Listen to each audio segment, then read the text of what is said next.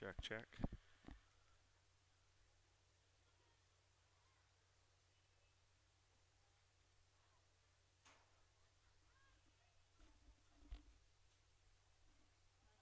Check, check.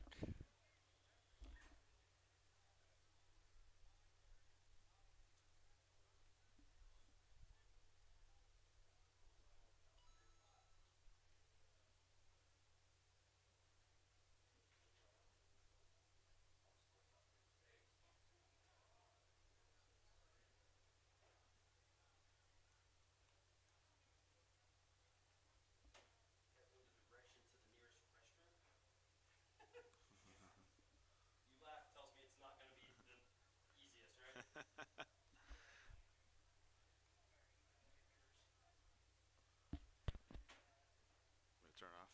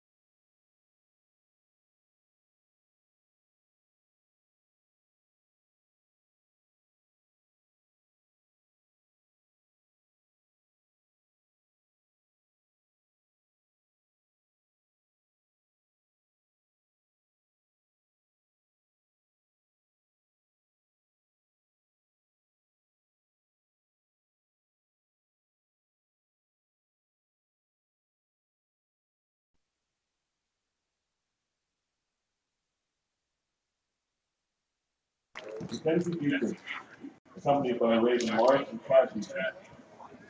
Mackenzie is a 4-year letterman in marching band and has been a drum major for junior and senior year. She is also a member of Wind Symphony, Drama Club, Chamber Choir, and Student Council. After graduation, she plans to attend college for business.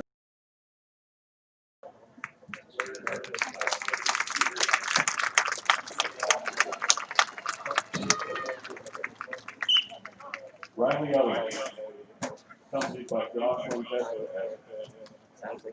Riley is a 4-year letterman in marching band. She's received numerous awards for solo and group band. She's currently enrolled in the Sept degree program at the University of Akron. Riley is a member of the elite legend.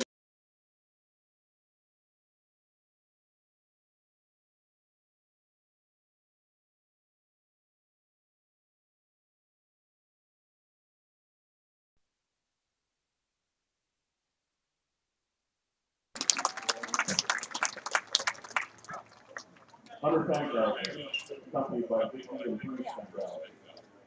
Hunter is a 4-year letterman in marching band. He currently attends R.G. Gregg for culinary arts. After graduation, Hunter plans to explore his options and enter the workforce. Good evening, ladies and gentlemen. Welcome here to the beautiful holiday week and beautiful Friday night. Madison Festival, Looking for a great matchup here. accompanied by Mark and Martin. Build off of their victory from last Madison week. is a 40-year letterman in marching band. A big win that they She's had involved last in week. NHS, Drama Club, and a member of the There RG Gregg Yearbook in Committee. West Spring Stadium. After graduation, Looking at this matchup, attend college for radio and television broadcasting. Be prepared last week. Took control against Minerva. So looking a little bit at last week's game, you know, Accompanied by it's Chris Timberlake. extremely overpowered. Alex is a 4-year letterman in marching band. He's received multiple superior ratings in solo and ensemble, and is voted outstanding freshman, sophomore, and junior.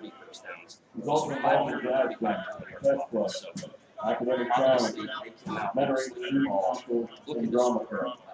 After high school, Alex plans to attend 4-year college to get a degree in 3 veterinary zoology with your PhD in Sept. Absolutely incredible.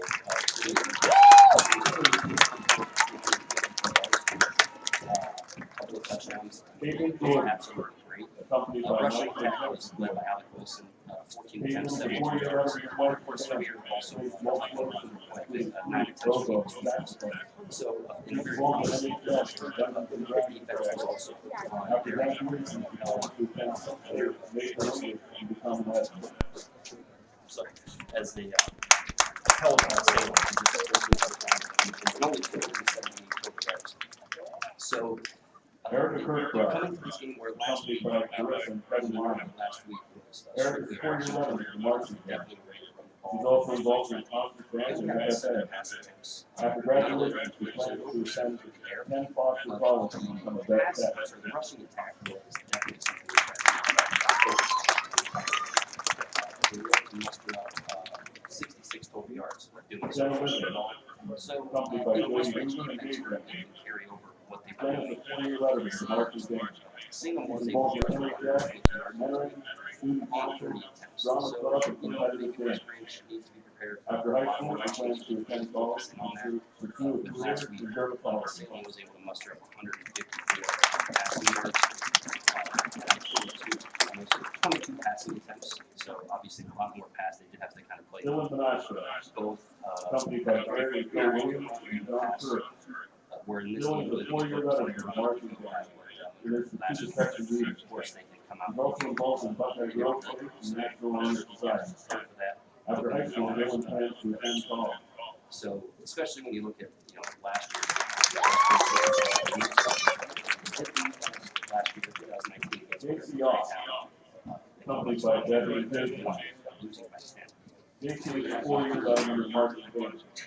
Last year, obviously, in He's last also involved in the symphonic orchestra. capable of JC doing much plans to more. attend Star State, becoming a psychologist. He's more than Career in law enforcement. almost couldn't look at the triple his numbers from last year. So I'm prepared for that passing Decorated Reed, accompanied by the Sept. On their way Honorary to three-year Sept, letterman for marching band. take training to He's gain also training involved to in be able camp to and pass require. NHS, student council, mentoring, staff, Walden Ambassadors, international circles, drama club, and American Art Association. That's what he plans to attend college and study three letters. Warmed up and we'll be back with the start of the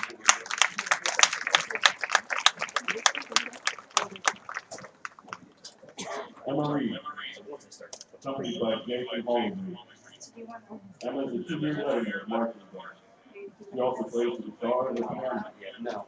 After graduation, Emma plans to go to school to learn a trade, continuing getting better at musical instruments and developing as a person.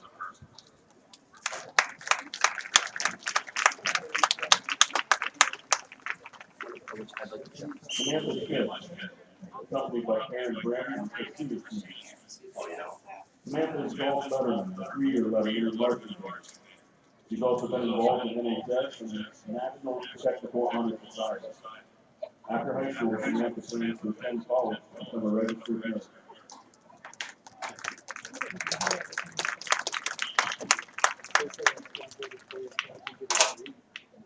Katie Shaw, accompanied by G-Man and Jim Barrington.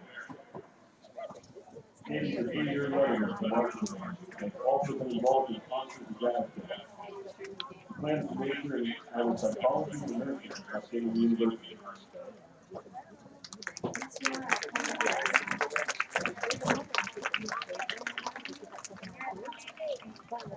Matt Sullivan, accompanied by Mike and Minerva Sullivan. Matt is a two-year letterman in marching band and an active member of the concert and other sections. After high school, he plans to attend a four-year college for electrical engineering.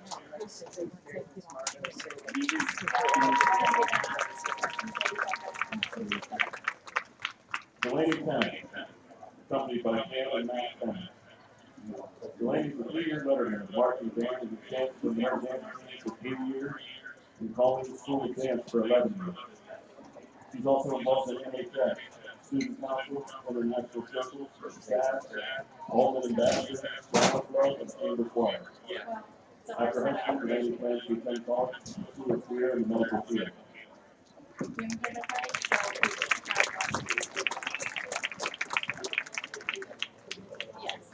Police Donovan, daughter of She is a one-year letterman, day-to-day cheerleading, and three-year letterman in competition cheerleading. She's a member of the 2020 state championship competition team. She is a four-time EBC Scholar Athlete. Police is a member of Sept, progressive staff, student council, and the National Honor Society. Police's future plans include going to college and majoring in biology at Oak Street, Oklahoma.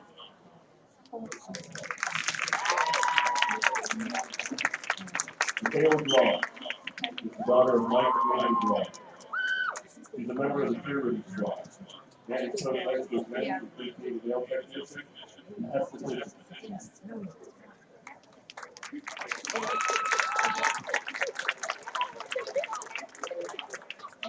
Kenna Nye, daughter of Kenny Long, Brian Long, and the late Jamie Nye. She's a two-year letterman in competition cheerleading, a member of the NBC and EBC championship teams for competition cheerleading. She's also a two-year letterman in track and a member of the NBC championship team in track and field. She's a two-time Scholar Athlete.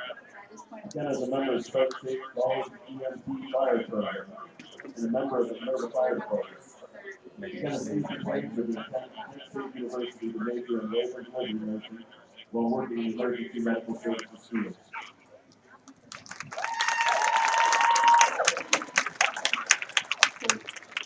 Tony Coupe is the daughter of Tony and Jolene Coupe. She's a member of the Gator Day and competition cheerleading squad. She's a one-time football cheerleader winner and three-time competition cheerleader winner. We got all the equipment. She's also a member of the two-time NBC League Championship and 2020 State Championship team. She's been a Scholar Athlete 4 times and an NBC Scholar Athlete 5 times. He said you Tony attended the RG Drake Vocational School for Dental Assistance. Tony's future plans are to attend Sept State College to study expanded functions, dental assistance.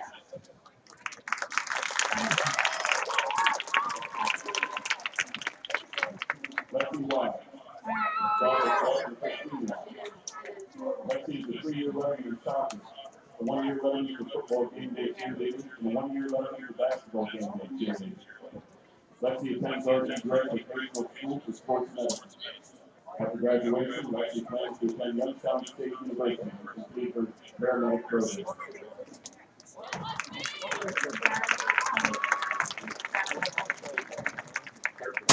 Lucas Kimball, son of Jamie and Emily Kimball.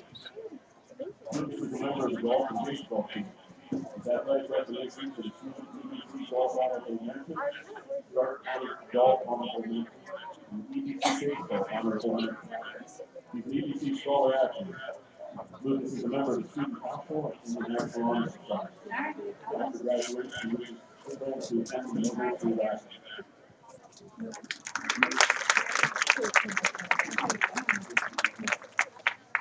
Garrett Bird, son of Robert and Christopher. Garrett is a member of the football team and received second team All-League honors. He's also a wrestler, having been a two-time state qualifier and 2018 second team All-League, second team All-Star County, and 2019 first team All-League, first team All-Star County, Star County Wrestler of the Year. And he's also district and sectional champion. He's a two-time Scholar Athlete. I'm like, is that funny? Garrett is a member of the Samurai Wrestling Club and St. Coast United Church Pride. Garrett's future plans are to attend college and play football and study natural sciences on a game board.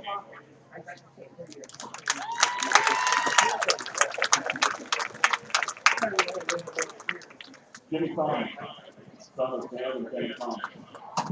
He's a member of the football and baseball team. Two-time second All-League in football. Jimmy attended Minerva Catholic Church. His future plans are to attend college and play left side honors and play football.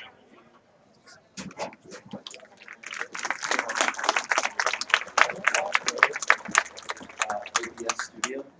Ethan Fogus, Oh, it's just called scoreboard. I don't know what that's doing. You can see the players are ready to work for after high school. Yeah, they just have to do the scoreboard. I don't know. That's all it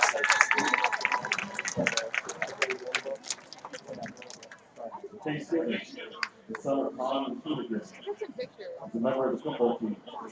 Chase is future players after high school to go to college and is undecided in high school.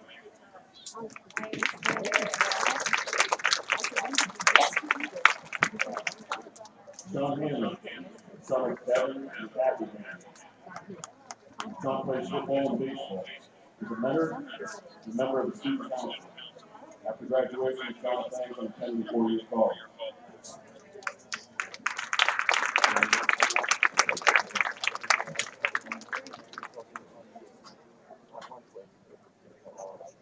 Derek Hurst, the son of Craig and Christina Hurst. Derek is a 2-year winner in both football and wrestling and team captain in football. He's a 4-time EBC Scholar Athlete. He's a member of the National Honor Society and also volunteers with youth football. Derek's future plans are to play college football and earn a degree.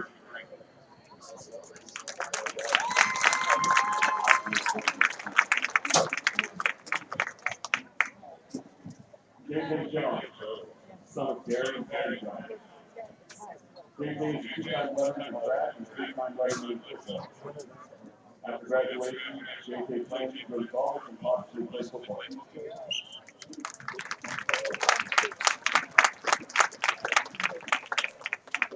Garrison Martin, the son of Curtis and Molly Martin. Garrison is a 2-time football veteran, 2-time EBC second team, and 2-time Fall Eastern District second team football. He's a 3-time track veteran, qualifying 3 events: EBC first team long jump, 2019 All-Star County long jump, 2019 indoor track state, 9th place, 2020 indoor track state, 3rd place. He's a 2-time All-Ohio track, an EBC scholar. Garrison is a 2-time member of Southbound Students and Canton Ballet. After graduation, Garrison plans to attend college with an undecided major while playing football around the track and field.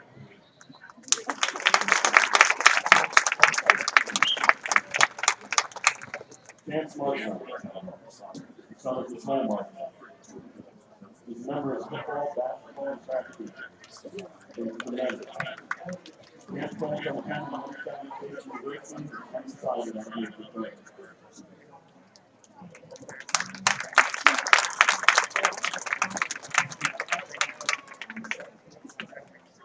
Jack Moore, son of Garrett and Daniel Hamilton, is a member of the football team. Jack's future plans are to work after high school.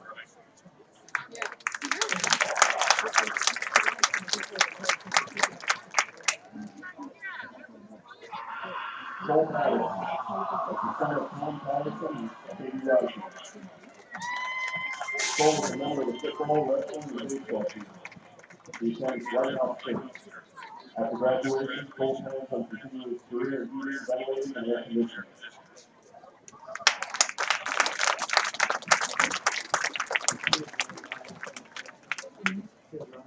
Tyler Reed is the son of Josh and Katrina Reed. He's a member of the football team. Tyler's future plans are to go straight to the workforce upon graduation.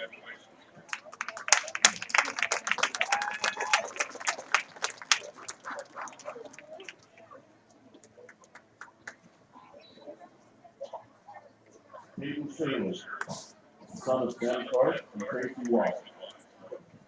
He's played 4 years of high school football and is a 1-year veteran.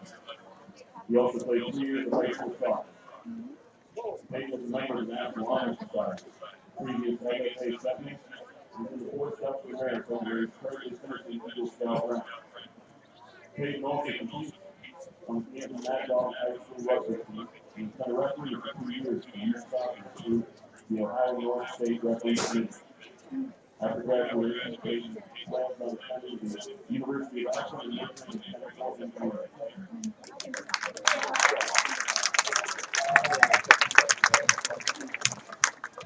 Jack Long, son of Doug and Lori Long. Jack is a member of the football and wrestling team. He's been a Minerva Star athlete 4 times and EDC Star athlete twice. Jack is a member of the National Honor Society and has been honored on the Princeton list. He is currently a life scout and very close to being a youth scout. Jack would like to study law.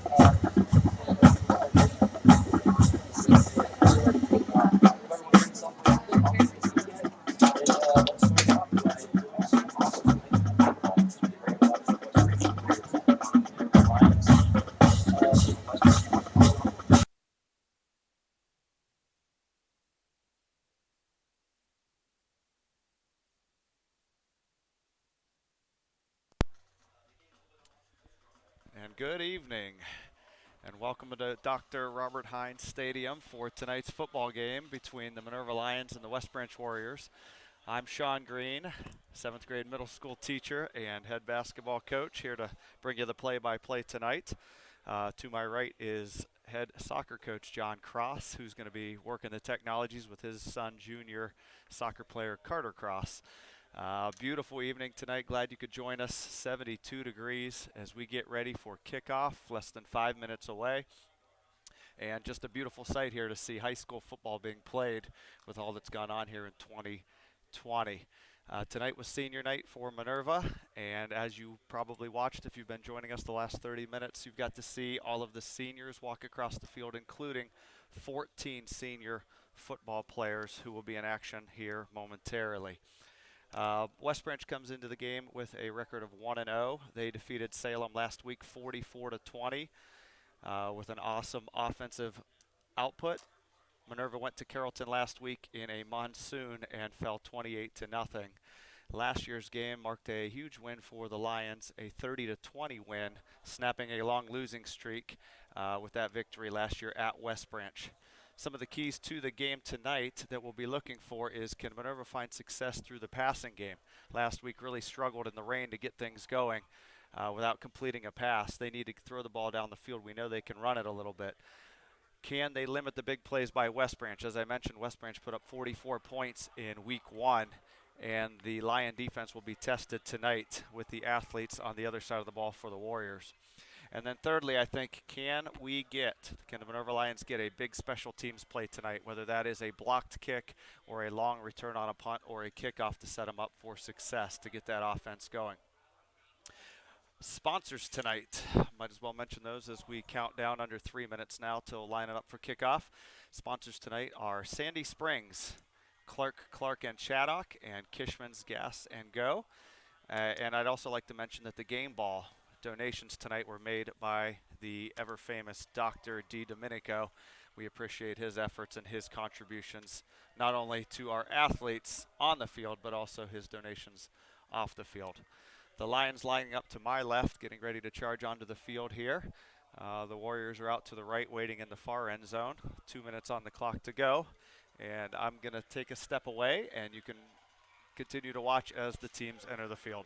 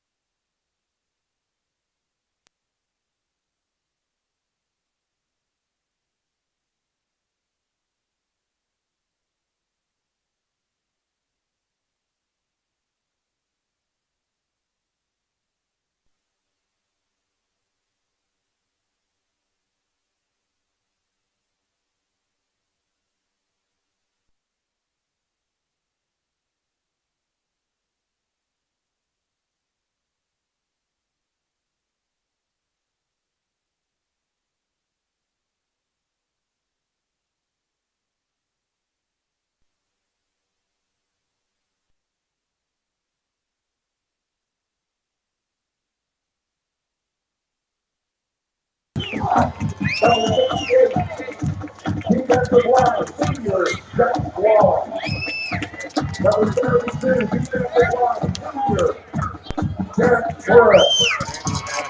And we're back here Number at 73, senior, Hine defensive Stadium in line, Minerva. Gorgeous night for Taylor football. Glad you could Shirley. join us for the Number home opener and 75, senior defensive game line, of the senior, Derek. 2020 football season. Coach Huntley getting his troops together for the opening kickoff. Much better weather this week, as last week we played through an absolute downpour monsoon rainstorm. 72 degrees here on my phone as I'm checking it right before kickoff. Nick Chaddock, number 5, will have the kicking duties here tonight for Minerva.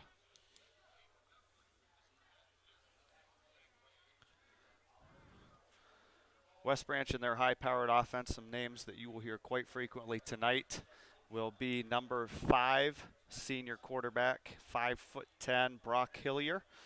He does a little bit of everything for the Warriors. And running back, number 24, Alec Wilson, will tote the ball the majority of the time for West Branch. For the Lions, you're going to see a lot of Braden Costi at quarterback, number 3, and then a plethora of running backs that are led by Jimmy Common, number 10, Ryder Hartshorn, the freshman, number 14, Chance Martineau, number 24, Garrison Markins, 25, and Cale Louise, number 35. We're ready to go here as Chaddock's teeing it up. West Branch gets the ball first. Clocks are set. Referees are ready. And the home opener's about to begin.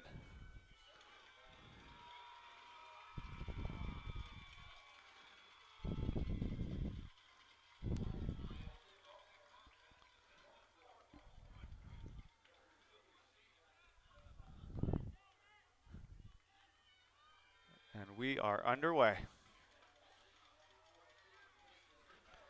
This is number 4, Jackson Hendershot returning the ball. Out to the left, he's past the 20 and knocked down at the 22-yard line. West Branch takes over there, first down 10. Absolutely gorgeous night here for football, and as I said earlier, just a pleasure to be here with you to bring you this game. Love to see the fans in the stands, masks and all, everyone doing their part to make this game possible. A couple months ago, we were unsure if we would be able to play this game, but we're excited that everybody's doing their part and we're able to bring you the game. There was a hold on the first play. Late flag came in, a hold against West Branch, which will back them up inside their own 20.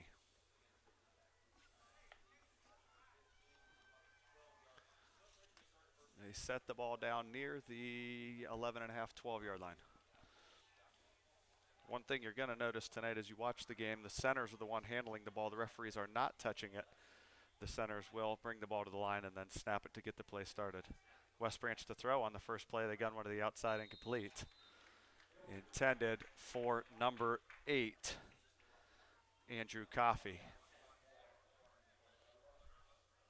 We've got the scoreboard up in the right-hand corner for you to see. 11:49, stopped clock here in the first quarter. Second down 10 from the 12. Hillier out of the gun. Back to throw again, guns one out to the right, and that's overthrown. So 2 quick throws out to the right, and Hillier's 0 for 2, overshooting his intended target this time, number 10, Drew DeShields. Excuse me, number 10, Josh Gregory.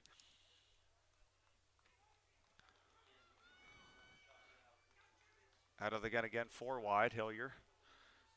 Back to throw, looking down the left side now. Now he's flushed and chased, in trouble. They've wrapped him up and sacked him. Jimmy Common there, number 10. Eric Murray, 36, and they drop him inside the 10 back at the 6-yard line. 3 quick plays and a great stand by the Minerva defense. A loss of about 6. It's 4th down and 16 as the ball's placed back at the 6-yard line. And from his own end zone, a punt will be coming for the Warriors. Markin stands deep at about the 40-yard line for Minerva. 8 yards deep in his end zone. Senior Josh Gregory. There's the snap. The kick is away and wide left and sailing out of bounds. This does not have much distance on it. The referee running up the sideline to get the mark, and that will be marked down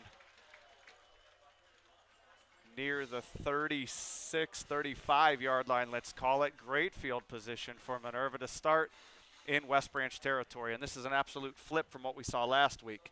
Minerva could not move the ball at all in the first half, and they gave Carrollton opportunity after opportunity on the plus side of the field.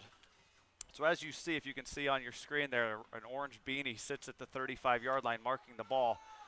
The center will carry the ball up to the line and then snap. Costia's got it. He gives off to Hartshorn across the right side, pushes the pile forward down to the 30-yard line. A gain of 5. Second down and 5 for Minerva. So as I keep mentioning, number 75 for Minerva is Derek Hurst, senior, 6'3", 270-pound center, has the football in the huddle. Something new this year, they want to limit the refs touching the ball.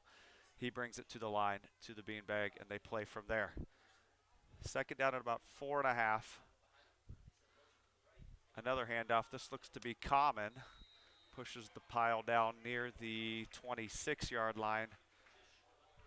A yard or two short. We'll look where the sticks are now. It'll be about 3rd down and 1 from the 26-yard line. Running clock, under 10 minutes to go. First quarter, no score between the Lions and the Warriors.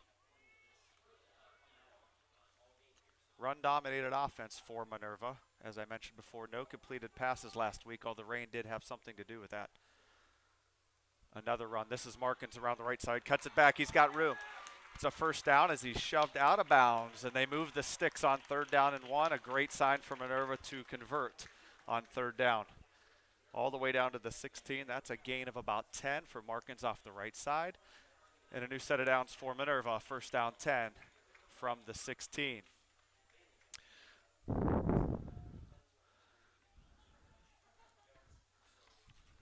To the line again, 9:38 running clock, first quarter. Costia, hands off. This is Common, a huge hole. Off inside the 10, busts the tackle and falls down near the 7, maybe the 6, another 9-yard burst.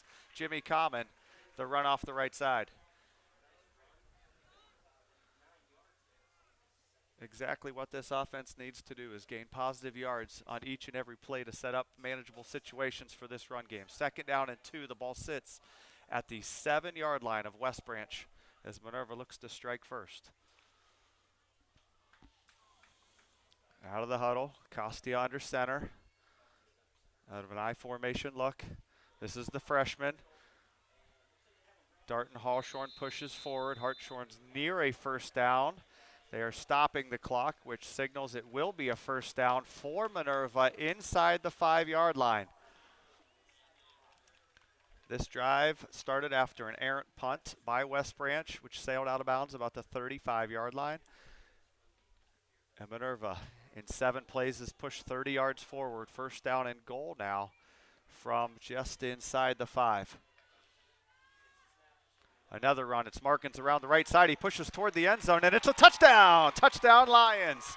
Garrison Markins, a 4-yard push off the right side.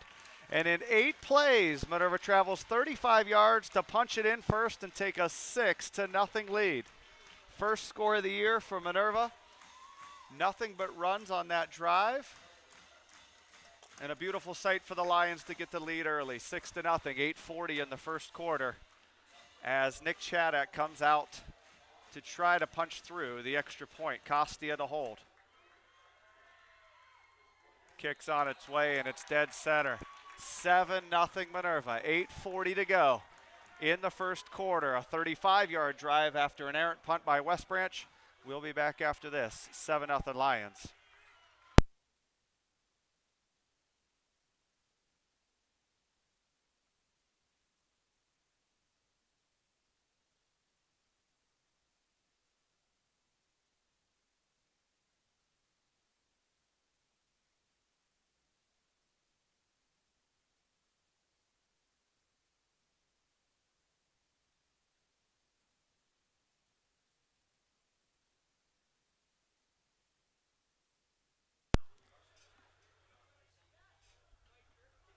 Welcome back after the first Minerva touchdown of the year. A beautiful drive, 7 plays, 35 yards, capped off by a Garrison Markins 4-yard touchdown burst off the right side. 8:40 to go in the quarter. Minerva strikes first. Chaddock to tee it up from the 40. McKeever back deep for West Branch. And a beautiful sight, a lot of energy on this Minerva sideline after last week's disappointing performance. A little bit of confidence right now for the Lions. Chaddock bangs one down the right side. One bounce picked up by McKeever from the 15, running to his left 20. Out across the 20 and can't get out of the arms of a Lion defenders. Tackle made there by number 35, Cale Louise, a 5'8", 175-pound junior. And West Branch starts there from the 21-yard line. Special teams so far a friend to Minerva. One of the big plays last year, big plays that Minerva gave up in their losses, was special teams play. So it's nice to see them get off to a good start here. Sure-handed tackles to pin West Branch back. High-powered offense for the Warriors. Here they are with second time with the ball. This time they're going to run it straight ahead. This is Alec Wilson with a big run across the 30 near the 35-yard line. That's going to be a 14-yard jaunt and a 14-yard pickup for a first down.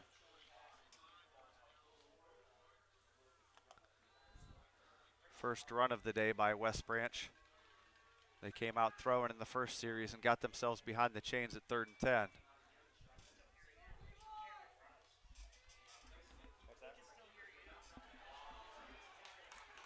There's a handoff off the left side to number 5. It's the quarterback, Brock Hillier, but flags are on the play way back at the 39-yard line.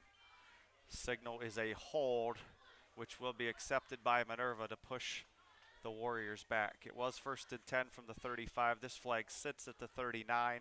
It is indeed holding on West Branch. It has been accepted, and they're going to mark off the yardage from there.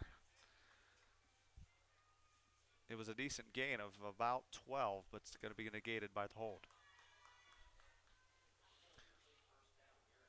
They're going to replay first down way back at the 29-yard line. A spot penalty that pushes them completely back, and now they're marching it back even further inside the 25 to the 24-yard line. This sets up a first down and 21 from the 24-yard line. Back to throw, Hillier, he guns one out to the right, and that's caught by Coffey. First completion of the day for Hillier. Moves the ball out past the 35 to the 38. West Branch goes no huddle. Nearly back to the original line of scrimmage, 2nd down and 11. Quick snap, Hillier looks again. Has all kinds of time. Now he's flushed from the pocket, chased by Jimmy Common, running out to the right, got his shoestring, got loose, and is dropped near the line of scrimmage. Falls forward, but it'll be a gain of 1 for Hillier on the run. And timeout on the field here from West Branch. It's timeout West Branch, 7:23 to go first quarter. Lions 7, Warriors nothing. A 3rd down and 10.5 coming up when we return.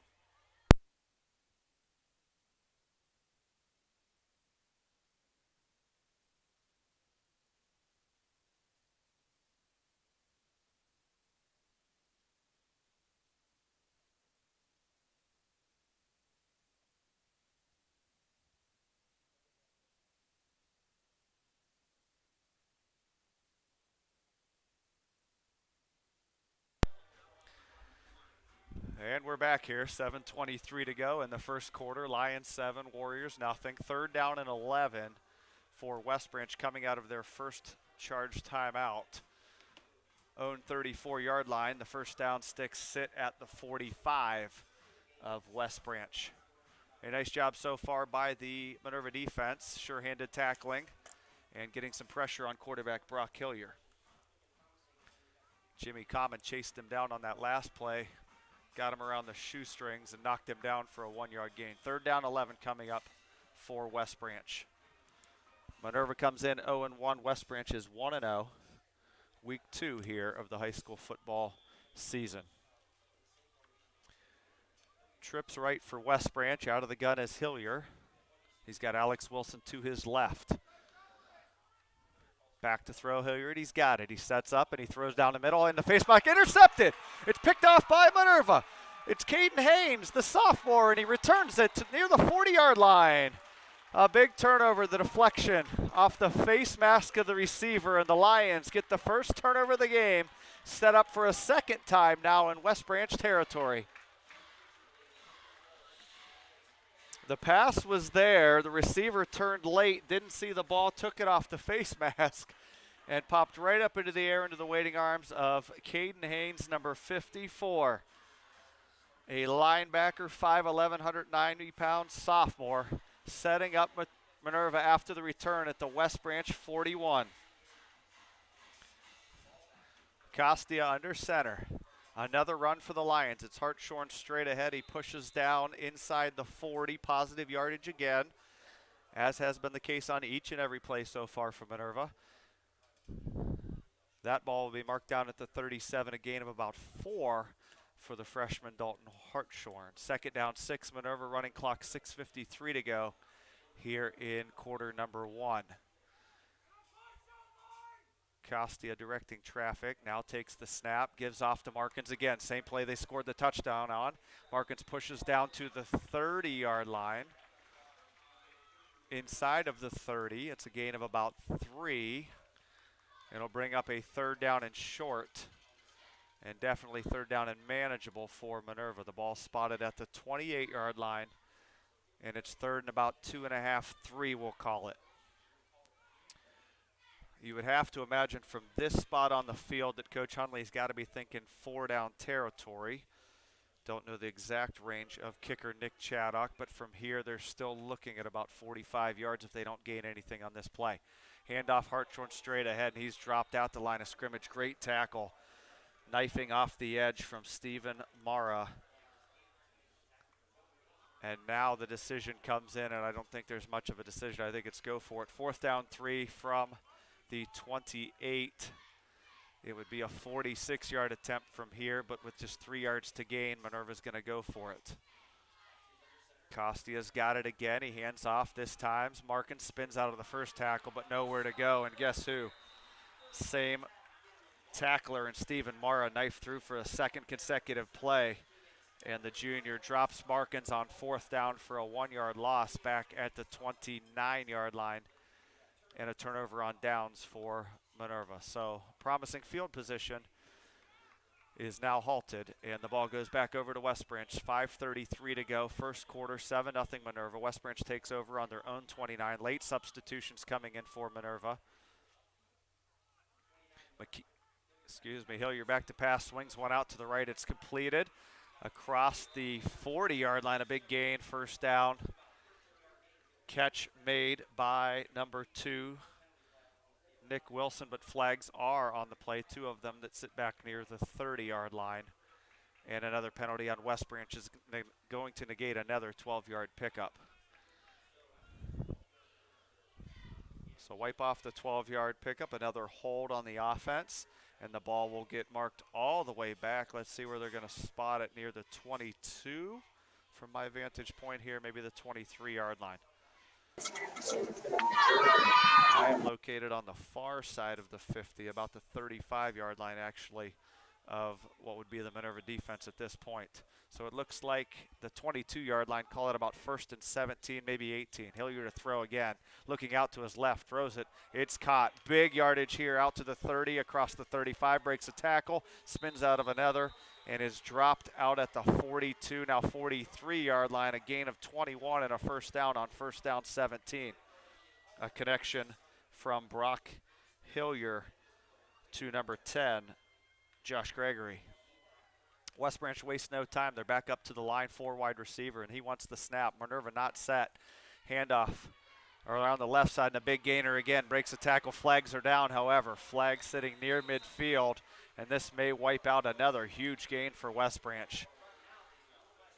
Minerva's got to get set on defense. That's the 2nd or 3rd play already today. That hurry-up offense has got them flustered and kind of out of whack as West Branch is snapping the ball. They've got to get set, but another hold coming on West Branch. The flag sits at the 50. That run went for nearly 20, but it's wiped out again. The 3rd double-digit gain for West Branch, wiped out by a holding penalty. And 2nd year Coach Ken Harris cannot be happy with all the penalties going against his Warriors early in this game. Glad you could join us tonight.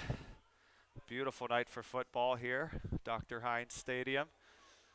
Bright sunshine coming down, now some shadows starting to creep halfway across the field. West Branch takes the ball back now on their own 41. 1st down and 12 from the 41. Hillier out of the gun again. He's going to fake it and keep it. Cuts back. Costia's got him by the ankles. Broken tackle. Tripped up finally by Nolan Kibler. Number 32 drops him, but a nice gain for Hillier out near midfield at the 48. Gain of about 7. 2nd down, we'll call it 6. 2nd down and 6. West Branch gets a play change from the sideline. Everybody but the centers checking out the play coming in. Hillier in the gun again, 4 wide. He's got the ball, steps back to his 40, looking down the middle. Now he looks to run it, tucks it away. There he goes, across the 50, and he's knocked down on the Minerva side of the field. It falls at the 46-yard line, just enough for a 1st down, gain of 7. 46-yard line. They've overcome a couple of big holding penalties on this drive, converted those into 1st downs. So the West Branch offense, which put up 44 points last week, starting to get on track as they move for the first time into Minerva territory. This time it's going to be a run off the right side, missed tackle, and he's pushing the pile, has 2 or 3 Lions holding on to him. He pushes the pile forward, gain of 5, maybe 6 now as they're going to mark it from the far side at the 40-yard line. a gain of 6. Brings up second down and 4 for West Branch. And again, quickly to the line of scrimmage. They waste no time getting the play called, getting the play snapped. We'll see how this affects Minerva as the game wears on. Throws out to the right. That's completed. Wide open. 24's got it. That's their horse in the backfield, Alec Wilson. The 6 foot, 218-pound senior with the catch and the first down, and the chains move again as West Branch is on the move down to the Minerva 30. Clock running, 3.5 to go. Now clock running, 3.5 to go first quarter. Lions 7, Warriors nothing. 1st and 10, West Branch, 4 wide again. Hillier asks for it, claps his hand, gets the snap, hands off, fakes the handoff, hit in the backfield, breaks one tackle and another, but does not get away. Now it's stripped away from Costa. He's got it, and a whistle has blown, gonna blow this play dead. A humongous call as Hillier was falling to the ground.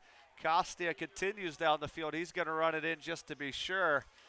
Hillier was going to the ground. The whistles blew. He appeared to be semi-wrapped up, and they will call him what's called down by contact here, I suppose, or in the grasp as it used to be called. And Costia's got to come all the way back up the field here after running it 60 yards for no points. West Branch hustles onto the field again. Now it's second down and 10 after the Hillier no gain on the run. He guns one out to the left. Hillier, that's caught by McKeever at the 30, spins out of the first tackle, but cannot get out of the grasp of Garrison Markins.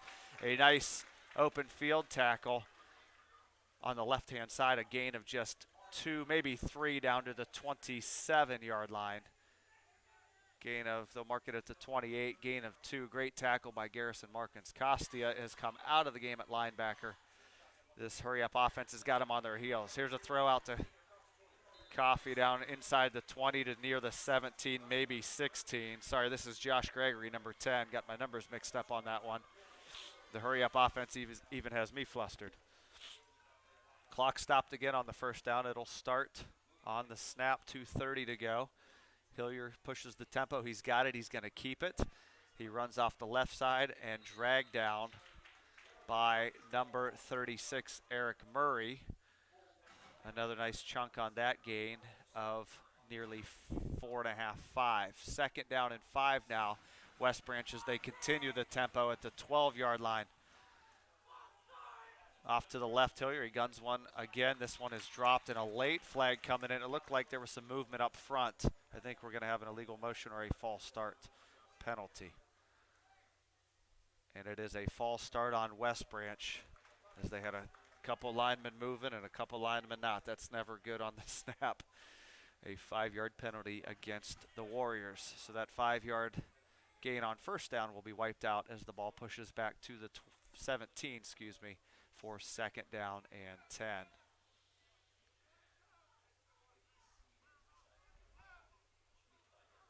And it now moves back to the 21-yard line. Second down and now 13, almost 14. And it's timeout Minerva. I think the troops needed a breather. These hurry-up offense, over 10 plays on this drive already in the hurry-up. And Coach Hunley calls their first timeout with 2:02 to go in the first quarter. 7-0 Lions. West Branch ball, second down 13 when we return.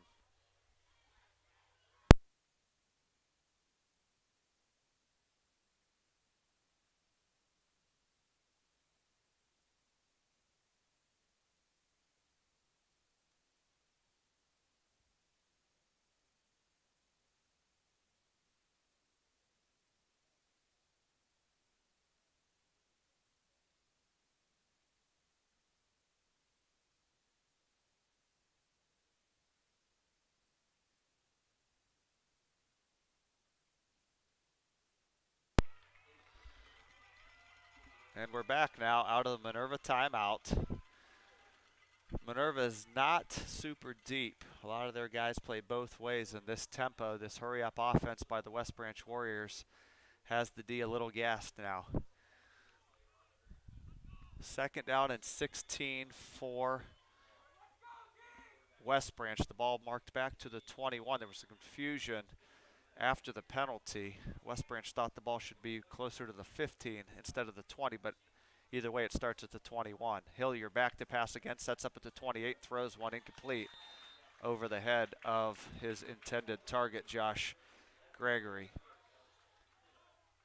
Third and long coming up now from the 21-yard line. It's third and we'll call it 15 as they need to get just outside of the 6 to pick up a first down.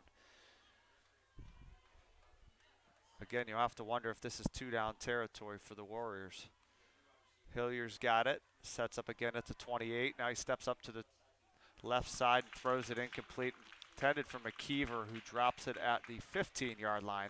Brings up a fourth down and 15 from the Minerva 21. It looks like the offense is going to stay on the field. Again, from here, the field goal would be approximately 38 yards. In high school, that's a pretty good boot. Most teams from this distance, unless they've got a heck of a kicker, usually opt to go for it, especially a great offense like West Branch. Out of the gun here, fourth down and 15. Hillier's got it. He guns one down the middle, and it's knocked down. Great play. Chance Martineau, linebacker in coverage, and he knocks it away from number 2, Nick Wilson, on fourth down and 15. And after a long West Branch drive, Minerva holds on downs and will take over at their own 21-yard line. A great stop for the Lions in what started from the red zone and got pushed out of the red zone on the penalty. It finishes at the 21. Minerva takes over there. 1:47 to go on a stopped clock here in the first quarter at Dr. Robert Hines Stadium. First quarter brought to you by our sponsors tonight of Sandy Springs, Clark and Chaddock, and Kishman's Gas and Go. We appreciate those sponsors, and I will mention again, because he does help out our basketball team and our football team and all Minerva Athletics, game balls tonight were donated by Dr. D. Domenico. Stoppage of play here as they push the play clock back up to 25. 1:47 to go in the first. We'll step away here in the first quarter.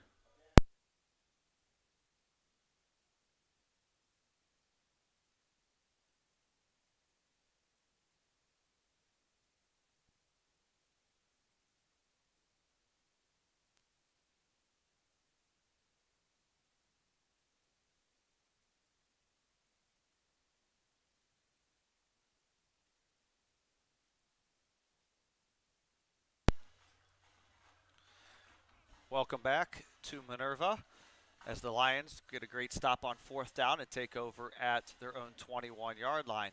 It's been all running for Minerva so far and virtually all passing for West Branch. 7-0 Minerva, just under 2 minutes to go here in the first quarter. I think a big key today, I've mentioned it a couple times, is the stamina of the Lions. There's a pitch out to the right side. Smarkins, he drops it but picks it up after one bounce, and he is corralled by number 4. Jackson Hendershot the tackle after the fumble, which puts the Lions in a huge hole now. A loss of 6. Pushes the ball back to the 15-yard line. Second down, 16 coming up for Minerva. Long yardage, not the friend of the Lions so far, which would force them at some point to go to their passing game. And right now, strong suit is their running game. Under center, Costia. In motion, Markins. It's straight ahead for not much. That looks like 35, Cale LaWeave, the junior running back. Gains maybe 2. They'll push the marker out to the 20, or sorry, excuse me, the 17. Third down, 14 for the Lions as they huddle up under a minute to go in the first quarter. We may see the first pass of the night for the Lions. Costia under center. He will go back to pass. Now he guns one out to the right, and it's caught. Eric Murray's got it, and he's going to step forward, and I believe very, very close to the sticks, and it will be a Minerva first down. He got right what he needed. Gain out to the 32-yard line. And what a throw by Costia. Put it on the money. First completion of the game, and actually the first completion of the year. Much needed for the Lion defense to stay off the field there. Picks up just what they needed out to the 32-yard line and a first down. Back under center. And now back to the ground game. It's Markins around the right side. If they can get him out in space, he's got blazing speed. He's knocked out of bounds by McKeever out across the 40 to the 41, but a nice chunk of yardage there for Garrison Markins on the sweep to the right, a gain of 9, second down and 1 out at the 41. And again, I think these first downs and these moving the ball by Minerva, keeping possession, is going to really help their defense as they were on the field for a long time on that last drive. Costi again, this time fakes to Markins, gives to Louise, who pushes near the sticks again. This is going to be close, no signal yet as the ball will be marked out at the 41 and a half. From here it looks to be a tad short. I'm going to say third down and about a half a yard as the referees eyeball it from here, and I am wrong on that one. They're going to move the sticks out. And now they relook at it. Maybe I was right on first glance. It appeared to be about a half a yard short. They they signaled first down. I hope I'm wrong because that'll give Minerva the first down. He's still not sure. Not going to measure it. It's just past the 41, and unfortunately I was right on the eyeball test, as it'll be about third down and about 3/4 of a yard. And at this point, Minerva should let the clock run out, catch their breath, and reset on the other side of the field. 5, 4, 3, 2, and 1. We are out of the first quarter. Minerva leads 7-0. They'll have third down and less than a yard from their own 41 when we return.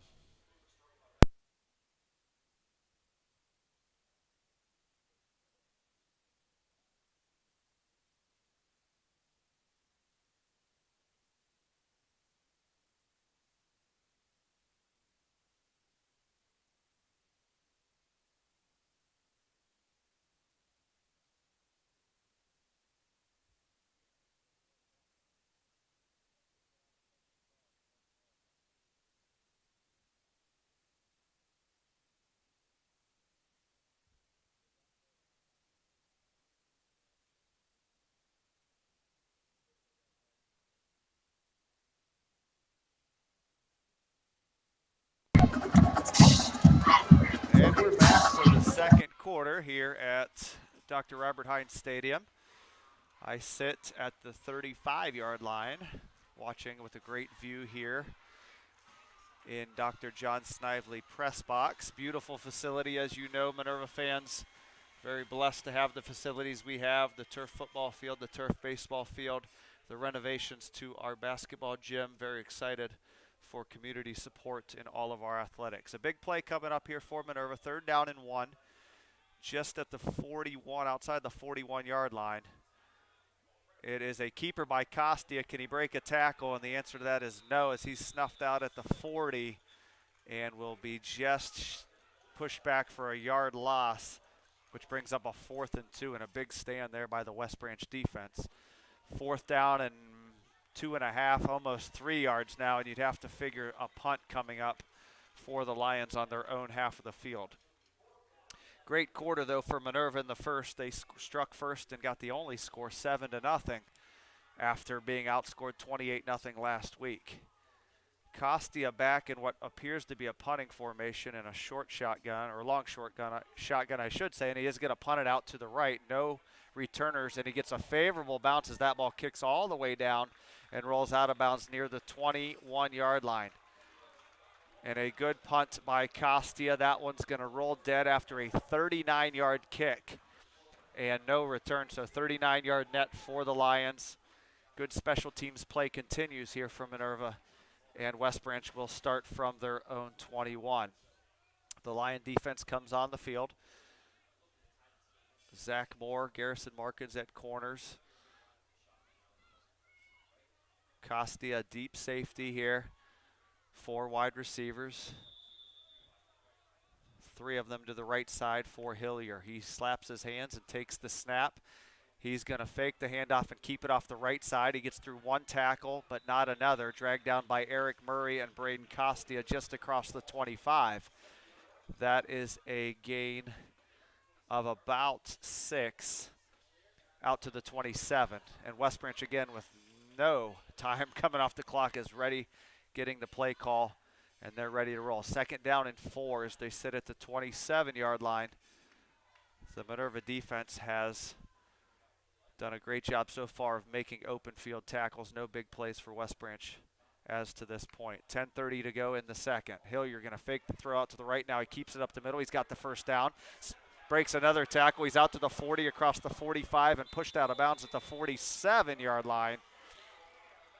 A gain of nearly 20. We'll see where the spot is here from the 27 out to the 47.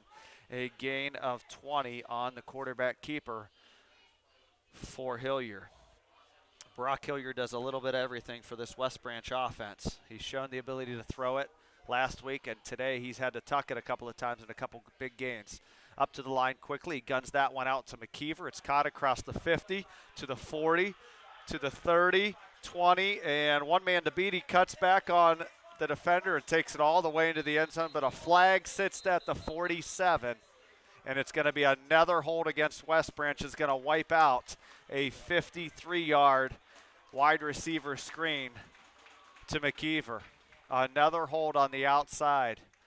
McKeever's got a great burst. He's a track sprinter, I do believe, for the Warriors. He got it in open space and took it to the house, but this one's coming back. Another big, costly penalty for West Branch. Their 4th holding penalty, their 5th penalty overall of the night. That'll back it up all the way to the Minerva 43. A 53-yard touchdown pass is wiped off the board at 10:14 here in the first quarter. And we will replay first down. It's a spot foul, so 10 yards from the hold puts it at 1st and 14 for West Branch. Off the left hash, Hillier's got it. Sets up and throws across the field. Caught by number 3, Jed Smith, the 5'10" junior wide receiver, but he has to go to the ground and is ruled down there on the catch. A short pickup, which brings up a 2nd down and about 14. We'll call that no gain on the play. Hillier threw that one clear across the field, and with falling down on the catch, Smith was not able to gain any yards. Here's a handoff off the right side and buried. Jimmy Common, linebacker, as well as 72, senior Jarrett Burris. A couple of seniors on senior night coming through against the run, and a 1-yard loss. Not fooled at all on the handoff to Alec Wilson.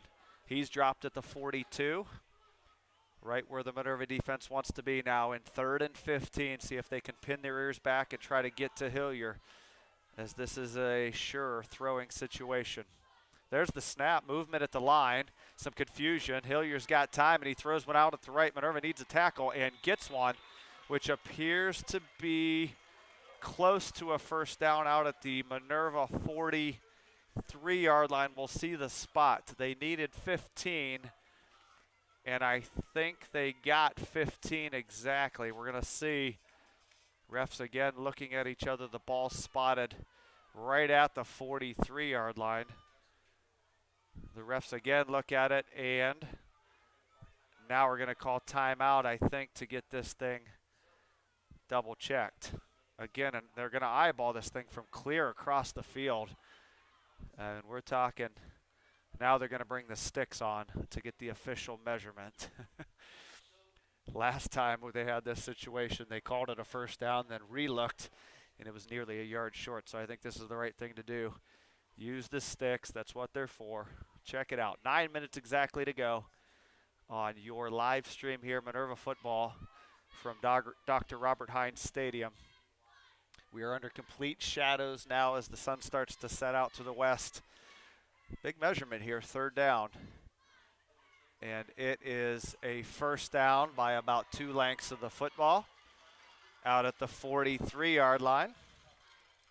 West Branch moves the sticks on 3rd down 15. 1st and 10 now, West Branch. The ball will sit at the 42, it appears to be now, 42-yard line of Minerva. 2nd trip inside Lion territory. The first one resulted in a loss of downs. near the red zone.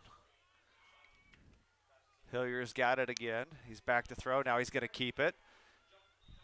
Tackled by 35, which would be junior Cale LaWeave around the ankles as Hillier runs again. He's shown about a half a dozen times already to tuck the ball and run as he moves the ball across the 40 to the 37-yard line, gain of 5, second down and 5. Quickly to the line. Hillier fakes the snap with the hand clap. Now he looks off to the left, as does all the rest of the West Branch team except the center. Wilson on his left, 4 wide. There's the clap. He's got the snap. He's looking left. Now he's in trouble. Throws one high. McKeever's got it. And he is dropped, but a first down. Tackle made by Nolan Kibler, one of the junior safeties for the Lions, but they moved the sticks again. That catch for McKeever does pick up a first down. McKeever just moments ago had a 53-yard touchdown wiped off the board from a holding call. The ball now sits at the Minerva 21. First down 10. West Branch to the line quickly. In the gun. Hillier fakes it, now throws. Ball's deflected, now caught. It's caught and down inside, and it's going to be a touchdown. Number 6 with the catch, Drew DeShields. A 21-yard deflected, tipped ball. DeShields hauls it in off the deflection and runs to the left side, 21-yard touchdown, 7-6 Minerva. West Branch, the first time into the end zone tonight, took them nearly a quarter and a half, but they are an extra point away from tying the score. Minerva 7, West Branch 6. Benjamin Tolson, junior kicker, punches that one through the uprights, and we are back to square at 7-7 with 7:57 to go in the second quarter. A nice drive by West Branch to get this thing square. We'll be back after this timeout.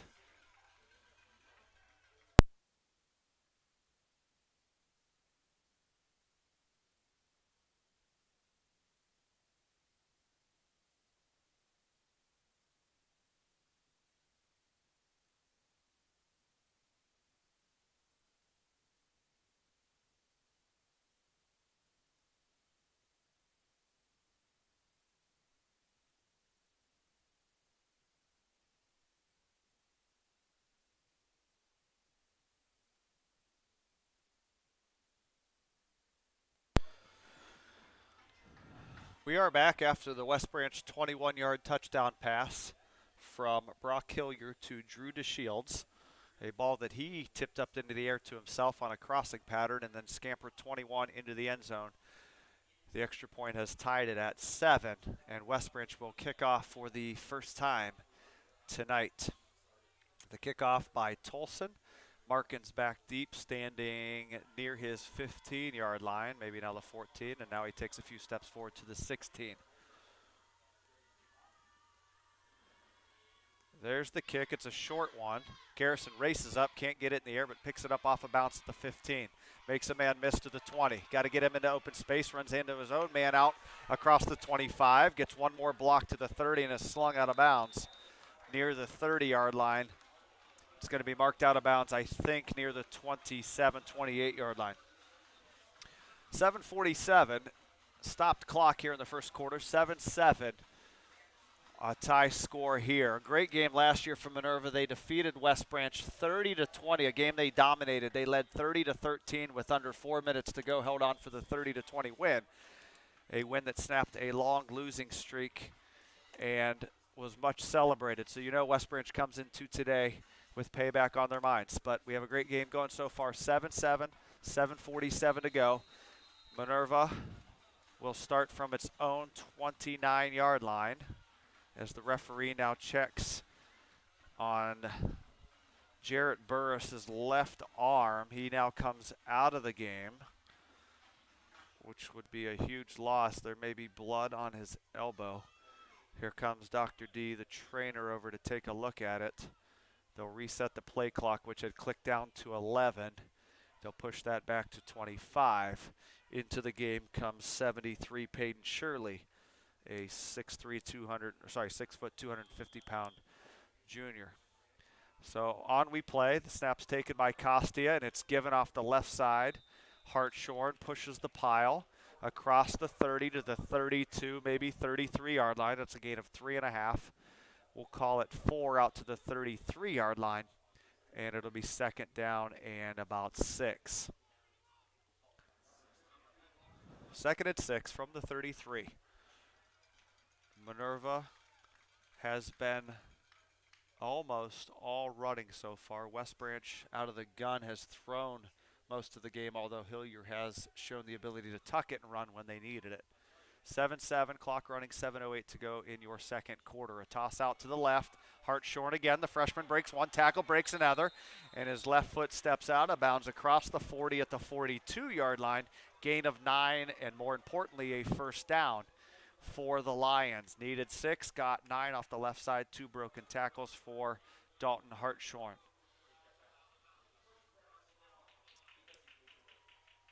Minerva's got a whole stable of running backs this year. Last year we saw a heavy dose of Chance Martineau. He did not practice on Monday. He is suited up today. He's made a great defensive play, but he has not been the featured back today.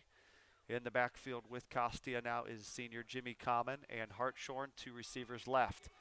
This one's going to be up to fullback Jimmy Common. The pile still pushes near the 45. The play continues to go, and they drag him forward. A little help from Jarrett Burris, who has re-entered the game. He gave a little tug on Common there and pulled him all the way out to midfield. And an 8-yard gain for Jimmy Common. Common had some huge runs last year as a junior for Minerva. One of the faster sprinters and one of the tougher, stronger kids on the team. Pushes the pile there with help from his friends. A gain of 8. Second down and 2. Clock continues to run, and the more clock that Minerva can chew up, the less they have to go against the hurry-up offense. 6:18 to go. Costia's got it. Now it's Markins. Makes one man miss. Now he breaks a tackle and gets across the 50 to the 47. A gain of 5 and another. Minerva first down. They move the chains again as this one gets them near the 46.5-yard line. First down Markins. It is a gain of about 5. 46-yard line, they'll call it. Costia's got the play from Nick Chaddock, who ran it in from his wide receiver position. Under center, Markins, Common in the backfield. Fumbled ball, it's on the turf, and West Branch has got it off the turnover. A misexchanged here from Costia to Common. The ball's put on the grass here, the turf, and recovered by West Branch at the 47-yard line. So a promising drive is halted with a turnover, a fumble recovered by number 9, Stephen Mara, the linebacker, junior linebacker for West Branch. So at 5:43 to go here in the second quarter, Minerva's first turnover of the game sets up West Branch near midfield. 5 wide now for the first time tonight. A snap out to the left and flags again. This has been a much penalized team, West Branch, through the first 18 minutes of this one. Another 5-yard penalty marches the ball back to the 42-yard line. First down and 15 for the Warriors. First down 15, same play as in, 5 wide. Play clock ticks down to 15, although with West Branch it's not much of an issue. They play in a hurry. Hillier guns one out to the left. A low throw is dug out, and a nice catch by Jackson Hendershot out at the 46. A gain of about 4 brings up a second down and 11. Hendershot, the junior basketball player as well. He'll be a big part of Coach Michael Brown's offense in the winter. Back to throw. Hillier again, out to Hendershot again. He's got it at the 50, makes one guy miss. The second, Chance Martineau bumps him out of bounds, but it's going to be out near the 46-yard line of Minerva, which is just shy of a first down. They needed 11, they got 10, and it is a third down and a long one now for West Branch. With this high-powered offense, I wouldn't be surprised if it's again 4-down territory. Substitutions in for West Branch as the big running back, and he's a big boy, Alec Wilson, 6', 218, senior, checks back in. And here's why. They give it to him, and he pushes forward. This is going to be close, though. From the side, the referee runs in and marks it at the 47-yard line, which I believe from here, and I'm on the angle again, appears to be enough for a first down, but they're going to eyeball it again. And not yet. Timeout again for another measurement. The nose of the ball sits at the Minerva 43. The stick on the far side sits at the same spot. I think he's got it, but we will see. Across come the sticks. Our chain gang is getting some heavy usage here in the first half, as this is the third or fourth close measurement we've had. I'm going to say first down, but we'll see when they stretch it.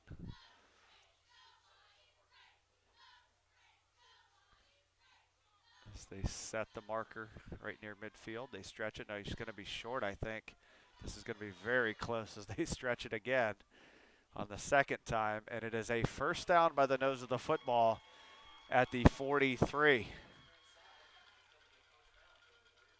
As a lot of people know, as I'm getting older, my eyes have not deceived me yet. That was by the nose of the football, a first down out at the 43-yard line. First down in Minerva territory. 4:55, the clock stopped after the measurement. It will reset as the ball is put into play. Not much of an issue for this speedy West Branch offense, as they are ready to go on nearly every play. Now they break the huddle on the far side after the measurement. Play clock clicks down. You cannot see it, but I can, down to 10, 9, and 8. Now it's at 6. Hillier's got it. 5 on the play clock. Down to 3, down to 2. They just get the play off. Hillier's guns went out to the right. That's caught. Pushing his way. Finally the tackle made by cornerback J.J. Johns, but not after a big gainer to Andrew Coffey, the senior wide receiver for the Warriors. And he pushes down to the 29. That's a gain of 14. Caught it for a 5-yard gain, pushed his way for the extra 9. And a run after catch and a push after catch moves the ball out to the 29. 4.5 to go, second quarter. Keeps it again. Hillier runs it. He's got a seam, and he's got a whole lot of daylight ahead of him. He will take it in for a 29-yard scamper off the right side untouched. 4:21 in the second quarter. Hillier does it with his legs instead of his arms. A 29-yard run, 13-7, West Branch. Hillier's a very dynamic player. Can hurt you with his arm, and as we see there with his legs, the Minerva defense fails to hold. And the extra point now from Tolson. Holder is wide receiver Jed Smith. The kick from Tolson's a low one, but it does get over the crossbar and sneaks through for an extra point. 14-7, West Branch has answered the first Minerva touchdown with a pair of their own. They lead at 14-7, 4:21 to go, second quarter.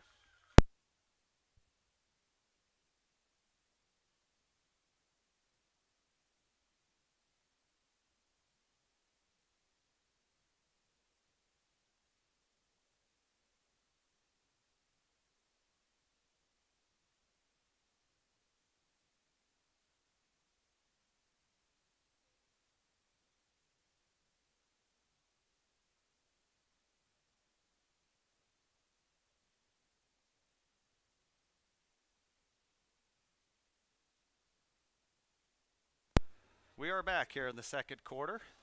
West Branch's second touchdown of the day, a 29-yard run by senior quarterback Brock Hillier through the right side untouched, puts it at 14-7 West Branch.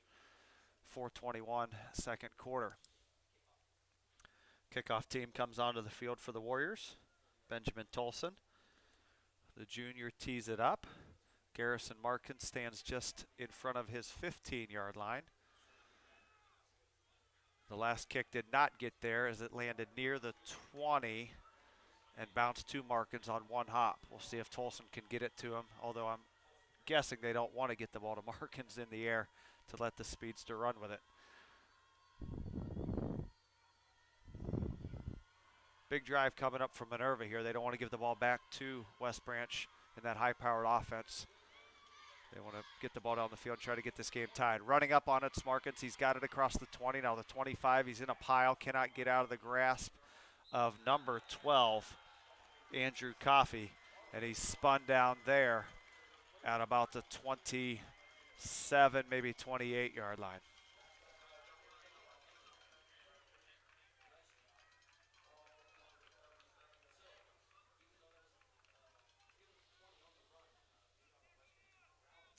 Minerva takes over now. The orange beanie that they used to mark the ball is sitting just shy of the 30 at about the 28-yard line for the Lions. They come out of the huddle. J.J. John splits wide to the left. Kale LaWeave in the backfield. Markins in motion. Costia's got the snap. He's going to throw it deep down the middle, and it's off the left hand of Cole Patterson, the tight end, who had snuck out or off the line of scrimmage and could not reel it in downfield near midfield. 4:10, stopped clock now. Second down, 10 Minerva at their own 28, we'll call it. The scoreboard's got to 27. Second and 10, play clock clicks under 20. Costia's got him in the huddle. Out wide left is sophomore KJ Waffler.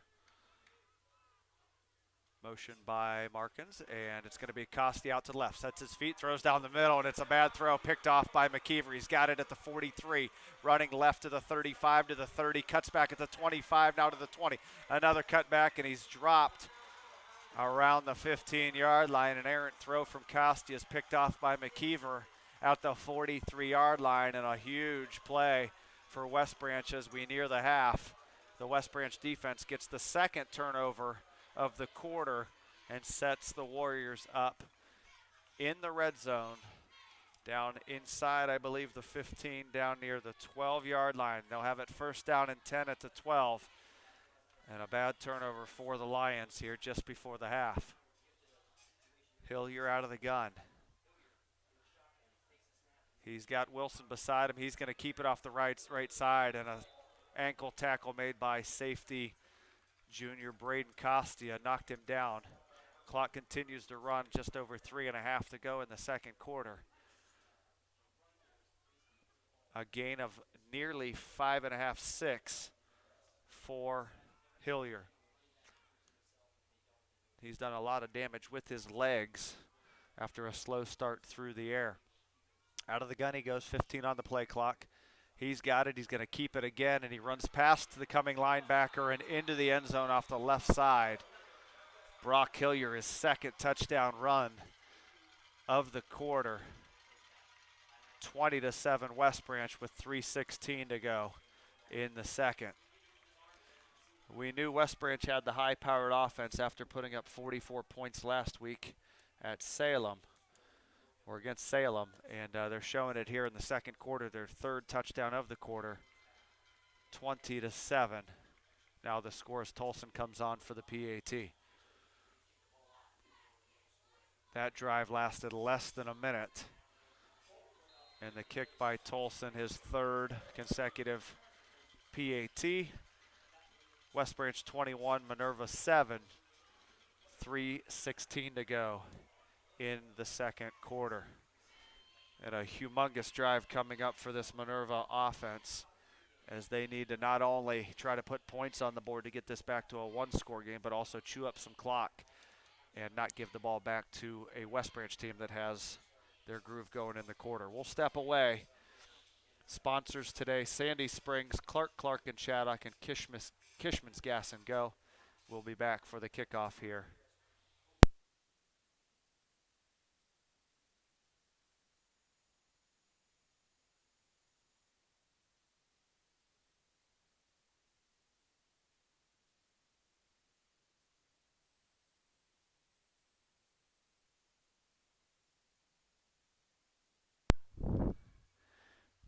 Tolson tees it up at the 40. Markins again back deep for the Lions. 21-7. West Branch leads 3:16 here in the second. And now we are set for play. 21 unanswered by West Branch. Tolson with his right hand in the air now approaches the ball. It's in the air. It's a short kick that's going to hit on the left side and bound out of bounds inside the 20, which in football will be a penalty. So they drop the flag there inside the 20. The out of bounds kick will give Minerva good field position at 3:15 to go in the second as the offense comes back onto the field. Minerva struck first midway through the first quarter to take a 7-0 lead. Since that point, West Branch 3 consecutive touchdowns for the 14-point lead. Minerva starts from their own 35. Costia's got the play into the huddle. Johns heads out right. Hartshorn deep in the eye. Now a switch to the left side. Out to the left sprints Nick Chaddock. Costia's got it. It's a handoff off the right side as he pushes ahead across the 35 to the 37, maybe 38, gain of about 2.5. Clock ticks under. 3 minutes in the first. Second down 7 for the Lions. Play run in here by Tyler Reeks, the 5'9" senior wide receiver. Second down 7 Minerva, 2:40 to go, running clock, play clock to 15 as they break the huddle. Costia under center, out of the I formation. He will give off the left side into a pile to the 40-yard line. Dalton Hartshorn gets to the 40 and is dropped there. Third down 5 now, and a big key play as there's still 2 minutes and 15 seconds. West Branch with 2 timeouts. Minerva has 1 as we're going to go under 2 minutes before this snap. Third down and 5. The ball sits directly on the 40. They need to get to the 45 after the kick out of bounds started the drive at the 35. Costia's under center. In motion, and they got a jump by West Branch on the hard count, I do believe, and it's going to be offsides West Branch, which should push the ball ahead to the 45 and a first down. Gotta love those where you can pick up a first down without snapping the ball. 3rd and 5 turns into 1st and 10 for Minerva as the ball sits on the giant logo lion at the 45-yard line. Clock is stopped at 1:52 to go. New set of downs for Minerva. First down and 10 from the 45. 2 wide receivers left for the Lions. Costia directing traffic as he pushes number 32, Nolan Kibler, out to the right. Costia's got it. Toss left. This is Hartshorn. He gets through the line of scrimmage and is walloped by number 10. The ball pops out late, but the whistles have blown. Nathaniel Summers on the hit from his DB position knocks him down at the 47-yard line, gain of about 3. Clock running, minute 22. Second down and 7. Markins checks back in along with Eric Murray. Clock is running now as it closes in on a minute and 10 to go in the first half. Out of the game comes Ryder Hartshorn. In the huddle, the clock runs now a minute to go. Play clock down to 7 as they get to the huddle. They're going to have to hurry to get this one off. Down to 3, down to 2. Costia puts Markins in motion. He gives to Markins off the right side, looking for a block. Out across midfield to the 45, and now down to the 43-yard line. 43.5-yard line is where Markins is knocked down. We'll call it the 43-yard line. Third down and about 4 as the clock runs down under 30 seconds now. 1 timeout from Minerva. They elect not to use it. They're in the huddle on 3rd down and 4. Clock ticks to 23, 22, 21 as they approach the line of scrimmage. 3rd down and 4. Costia under center. 15 seconds in the half. Costia rolls out to his left, looking to throw. Now he's in trouble. Spins out, throws it out to the left. It is caught by Cale LeWeave, but he only gets about a yard, and the clock stops with 7 seconds to go. A timeout for Minerva with 7 seconds to go in the half. But a fourth down coming up as the completion was made short of the first down to LeWeave. He falls and makes it a fourth down and about 4 yards to go, in which could be the final play barring a penalty of the half. Timeout on the field. Lions out of timeouts. 7 seconds to go. The ball sits at the West Branch 48 in a 21-7 West Branch lead.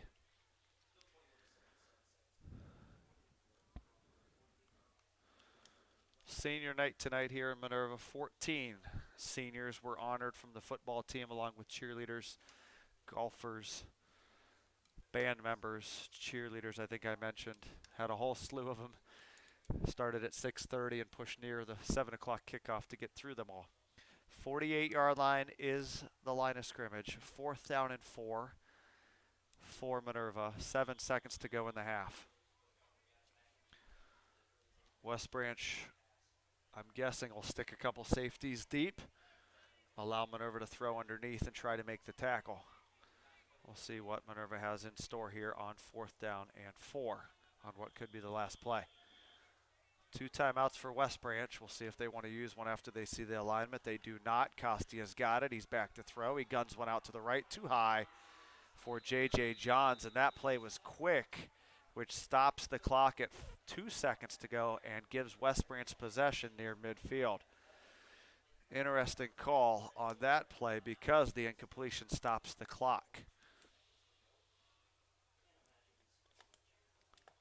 West Branch has got it now near midfield at the 48 of West Branch. We'll see what they want to do with the ball here on the last play of the half. 2 timeouts for West Branch, none for Minerva. 2 clicks to go here before intermission. And now we flip the script. I would imagine Minerva to be putting some deep safeties back, give the underneath, try to make the tackle and get to halftime. 2 seconds to go. West Branch comes to the line of scrimmage. Coach Costia, the assistant coach, is backing up his defenders, or waving for them to back up. A late substitution running onto the field. That would be number 50, Kenny Mara, senior lineman. They're under center, and I think they're just going to take this to half. And now we've got to delay a game as the play clock has hit double zeros. And that will back up this, what appeared to be a kneel down. Back it up 5 yards to the 43. First down 15. West Branch had come out in the kneel position. Will now take this one from the 43. No wide receivers. Here's the kneel down. They take the snap. They take the knee. Hillier hands the ball to the ref, and that's the end of 2 quarters. 2 quarters in the books here from Dr. Robert H. Hines Stadium. Minerva struck first, but was answered by 3 touchdowns from West Branch. 21 for West Branch, 7 for Minerva. Enjoy the halftime show of the band. We'll be back to bring you the 3rd and 4th quarters.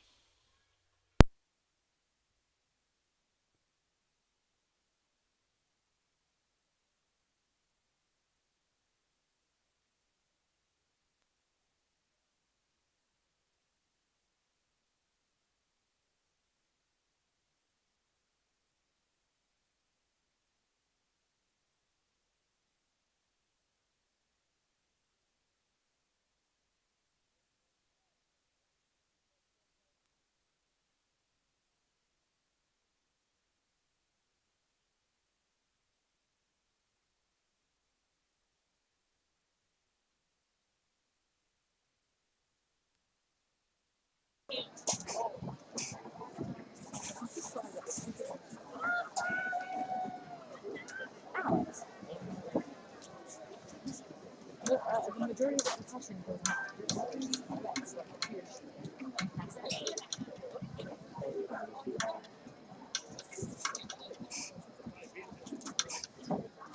I literally think he's like down there. Oh, there's one.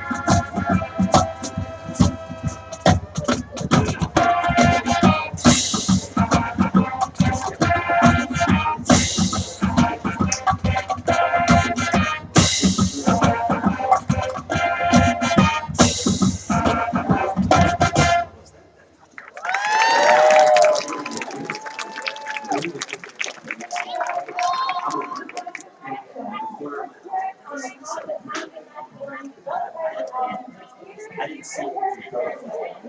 Watching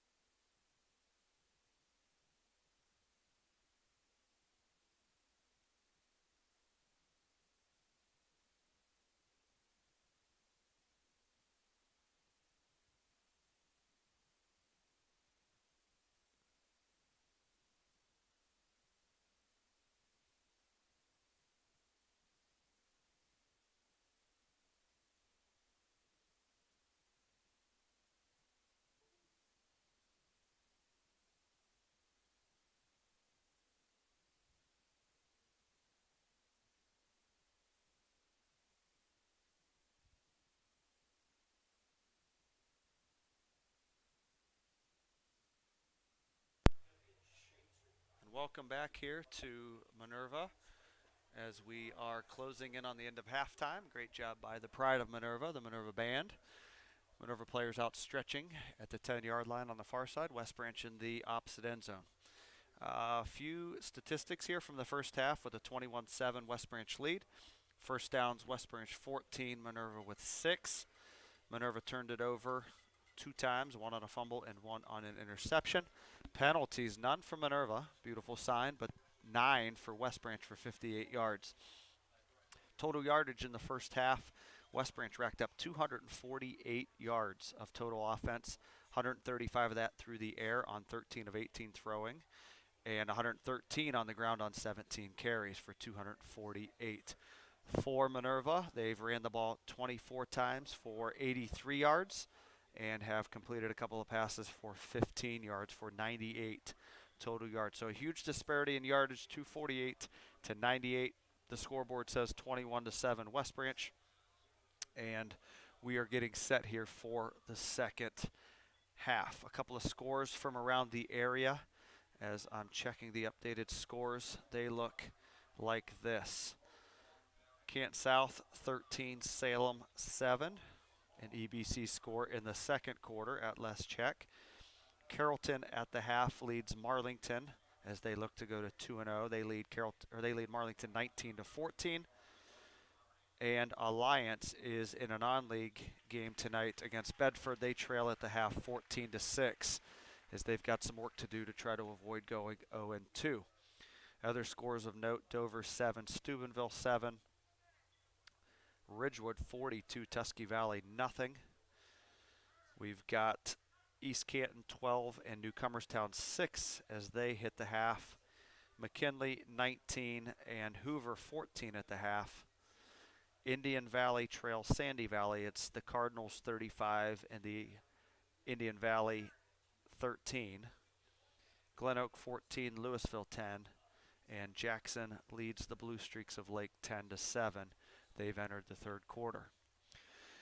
Captains onto the field here at midfield on the running Lion to sort out second half possession. Minerva should get the ball to start the third quarter.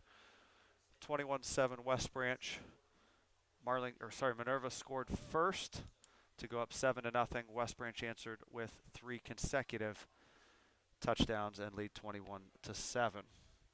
Looking at some of the keys to the game that we talked about pregame, can Minerva find its passing game? They're going to need to in the second half. They completed just 2 passes. One of their drives was all runs, which resulted in a touchdown, but they're going to need to throw the ball and pick up bigger chunks of yardage here, trailing by 14. Their special teams play that we questioned prior to the game has been pretty stellar, as they went through good tackling on their kicks, made their extra point, and a great punt by Costia that traveled 39 yards with no return. And they want to limit the big plays. They did that for about a quarter and a half, but it got away from them in the second half of the second quarter as they gave up a couple of long runs to quarterback Brock Hillier. We get set here, referees in the middle of the field as we get set for the third quarter. Coach Hunley giving some last-minute directions to his troops as they will return and move left to right on your screen. Third quarter brought to you by our sponsors tonight, Sandy Springs, Clark and Chaddock, and Kishman's of Minerva here. Also the game ball donations. Give another shout out to Dr. D for donating those and purchasing those. West Branch enters the field. Benjamin Tolson will put his tee down at the 40. Markins sets his feet, as always, around the 15-yard line. And we are set for third quarter action here. 12 minutes on the clock, 2 quarters to go. Minerva needs to come out and get something going here to try to get this thing manageable down the stretch. 21-7 West Branch.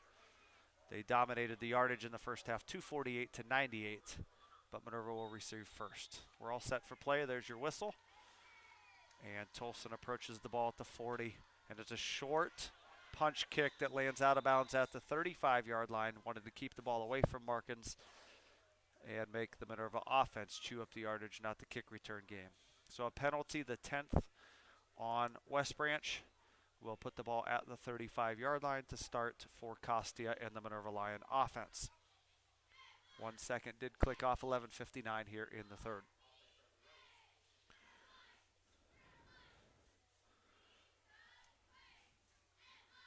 Really a pretty crucial drive here. Want to get something started just like in the first quarter, but get a nice drive going here keep the defense off the field, try to convert into points and make this a one-score game. Costia brings them to the line from the 35-yard line. We're set for play here in the third.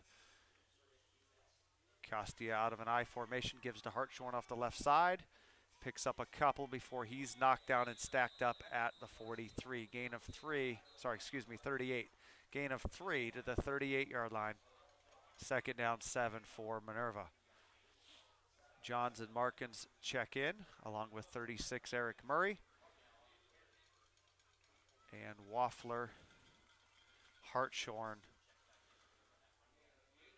and Reeks check out. Gain of 3 for Hartshorn off the left side. Second and 7, Minerva. Costia's got it. They give it around the left side. 32 Nolan Kibler up here had that ball. He's across the 40 to the 41-yard line. A gain of about 3 more. Brings up third down and 4. They have not changed the dial it down marker over there. Oh, no, it's not dial it down anymore. It's digital. There it is, third down and 4. Lions from the 41. Up to the line they come. Big play here early in the third quarter. Chaddock goes right out to the right. Markins out to the left. He gets the carry off the sweep. 40-yard line, 45 and a first down. And then he's met by a host of West Branch Warriors, and he is stacked up at the 47-yard line, a first down, a gain of 6. They needed 4, and with that, the sticks move and a new set of downs for the Lions. Cleveland Brown fans probably remember Leroy Horde, the running back. One of his all-time favorite quotes that I love from him was, he'll get you, if you need 3, he'll get you 3 yards. If you need 4, he'll get you 3. Well, so far this drive, Minerva's picked up 3, and then a not Leroy Horde, 6 for the first down there as they set up on 1st and 10. They give to Common straight ahead. Not much doing as he's met just across the line of scrimmage at the 48-yard line. I think he gained 1, which will bring up second down and 9 as the ball pushes out to the 48-yard line, still on the Minerva side of the field. Not much running room there for the fullback. He was met immediately by the West Branch defense led by Gregory Rockwell, the defensive lineman. Costia under center, second down 9, takes the snap, fakes the handoff. Now he's going to throw, and it's short of the mark intended for Markins as he was moving to the outside near the 40-yard line. Ball falls incomplete. Third down and 9 for Minerva.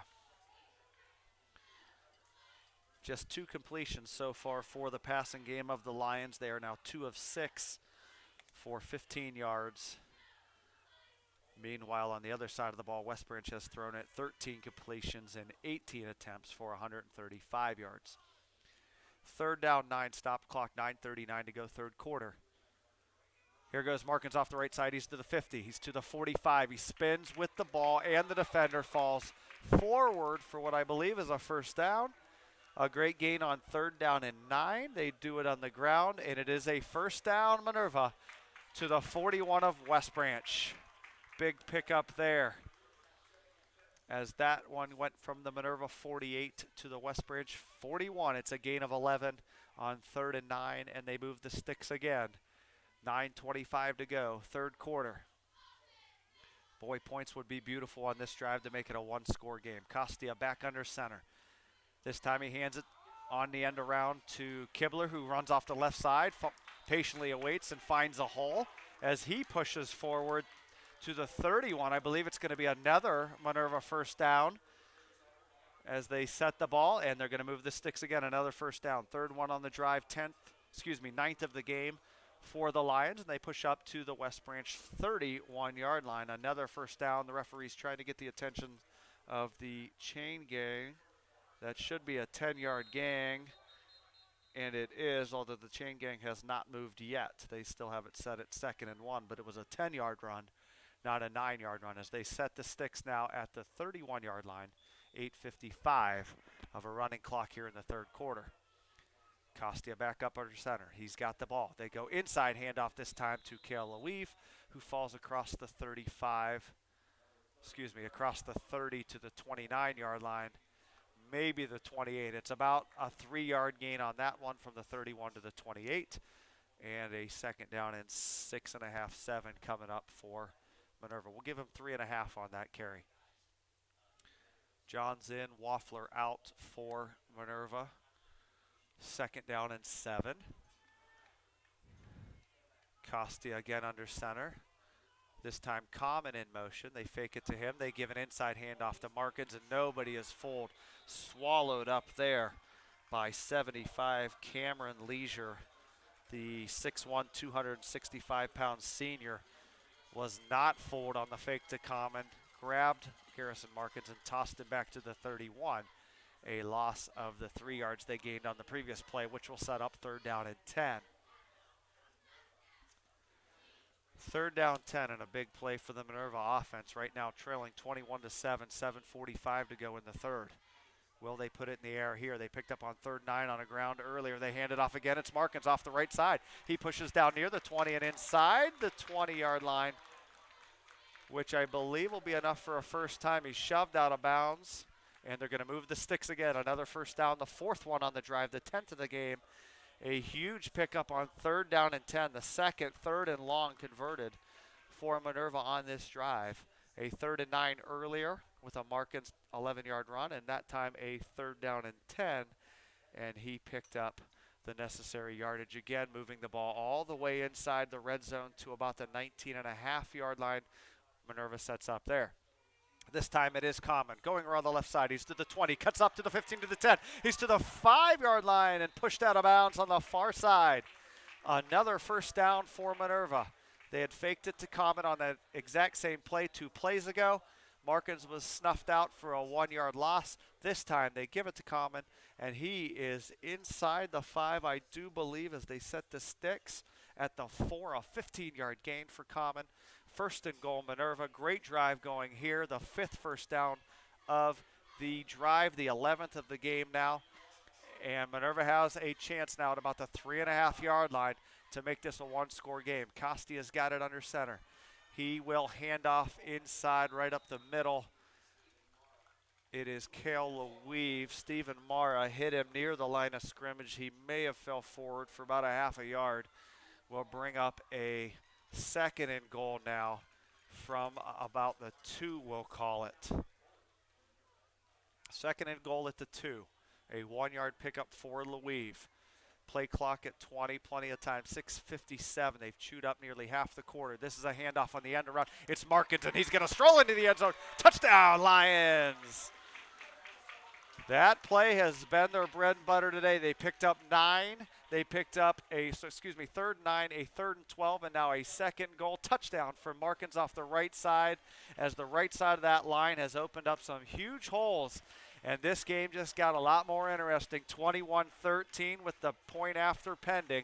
6:51 here in the third. Great drive from the Lions. They go 65 yards. They pick up 5 first downs. They converted 2 third and longs.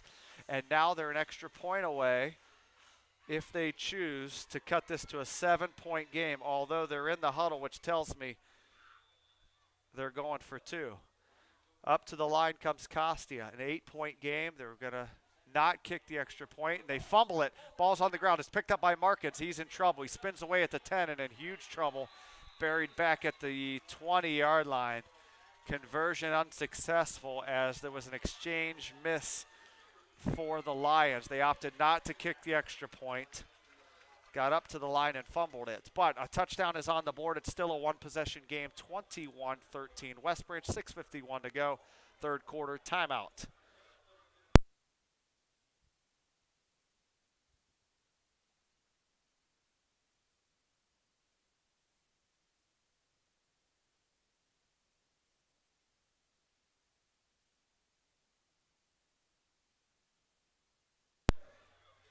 Back here at Dr. Robert Hines Stadium.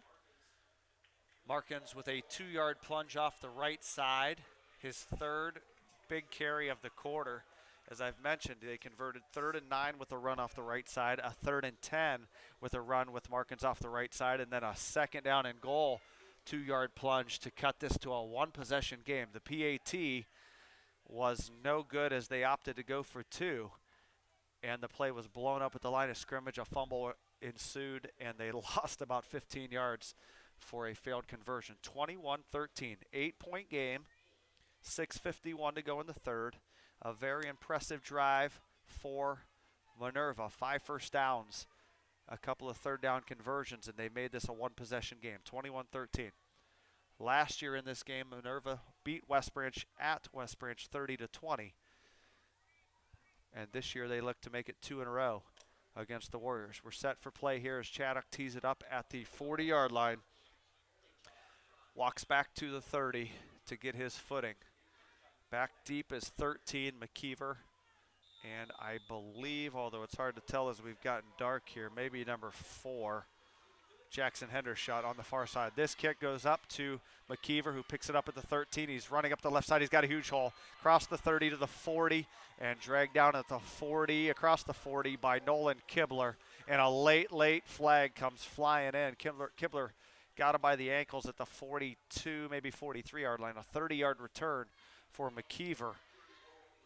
And a penalty flag came in really late. I think it's going to be the first penalty, I believe, of the game on Minerva. 10 on West Branch. It's a dead ball personal foul on the Lions, which is a costly penalty as that return covered 30 yards out to the 43. And now I didn't see anything, but something may have been said, which is going to march this thing all the way to the Minerva 42.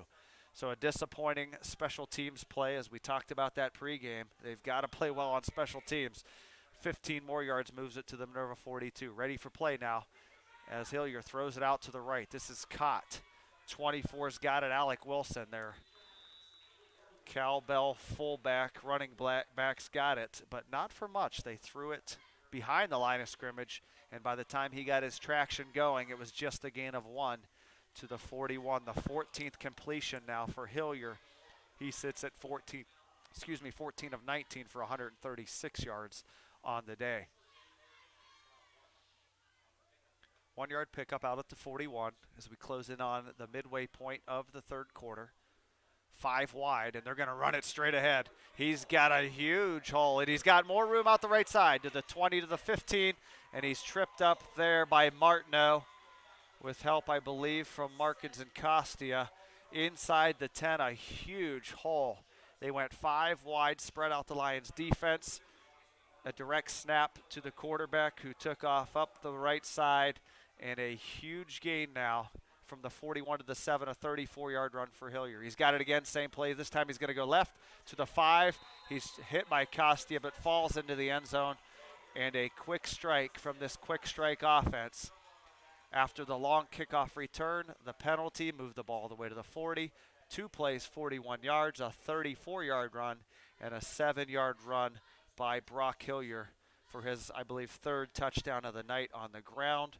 He's also completed 14 passes for 136 yards, and this is right back to a 2-score game. 27-13 at the 5:55 mark of the third. In comes Tolson to attempt his 4th extra point of the night. He's 3 for 3 so far. The snap is back, the kick is on the way, and it is dead center.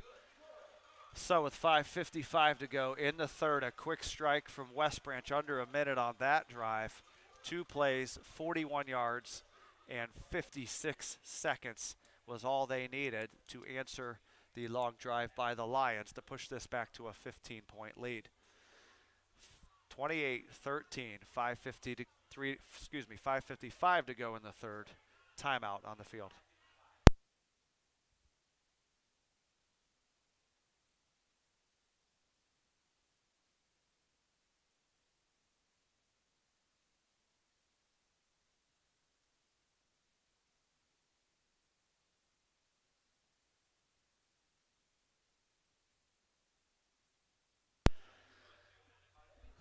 Back here in Minerva. Quick strike by the Warriors has pushed the lead back now out to 15 for the first time. Minerva led 7-0. West Branch caught him at 7, went ahead 14-7, then ahead 21-7 into the half. Minerva with a long, almost 6-minute drive, 5.5-minute drive to start the quarter for a touchdown to cut it to 21-13. But now, within a minute, West Branch answers back to go up 28-13. So again, we pose the question, will the Minerva passing game come alive, or are they able to just run the ball to get back into this game now down 2 scores with less than a quarter and a half to go? We shall see. Tolson approaches the ball again. They've kicked it out of bounds 2 times in a row. This one goes near the middle, caught by Common at the 26. He runs forward to past the 30 to the 34-yard line, and that is where Minerva will start the drive. There will be a 9-yard return out to the 35-yard line for Jimmy Common, senior fullback for the Lions. So starting from the exact same spot as last drive, although last drive it was a kickoff that went out of bounds and the penalty set it to 35. This time Minerva starts after the 9-yard return from Common at the 35. 5:48 to go third quarter, 28-13 West Branch. Minerva in desperate need of another nice drive here. Plenty of time if you can get a score and get it to 1 score, but you do not want to not get points and give the ball back to this offense and go down 3 scores. 2 wide left. Johns is out there with Cole Patterson in the I formation. It's a handoff. This is Hartshorn, and he runs into his own guy first and then is knocked down by number 50, Kenny Mara, with his second tackle of the night. That drops Hartshorn at the line of scrimmage to 35, 2nd down and 10. In comes 19 Case Givens and Markins with the play call. Out comes J.J. Johns and Ryder Hartshorn. Running clock as we approach 5 minutes in the third. Common in the backfield with Markins. And they send Cole Patterson out right, although he is way past the line of scrimmage. Got to back up 5 yards. His team helped him on that one. Hand off to Markins off the right side again. Had a hole but was caught. Had a huge amount of field in front of him. He's going to pick up only 3. A great tackle off the right side by junior Jed Smith to save a huge gainer. Garrison Markins, that play has been really good to them tonight. Snuffed out by Smith, a 3.5-yard gain.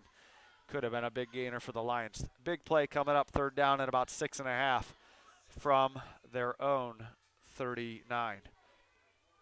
3rd down 6. Some confusion again as as Patterson comes off the field late. Off to Markins, another 3rd and long. They go to him on 3rd and 6. He's going to push ahead to the 46-yard line, and another 3rd and long conversion. But there's a penalty on the field. Some late confusion on that play. As Cole Patterson was on the field, I think they had 12.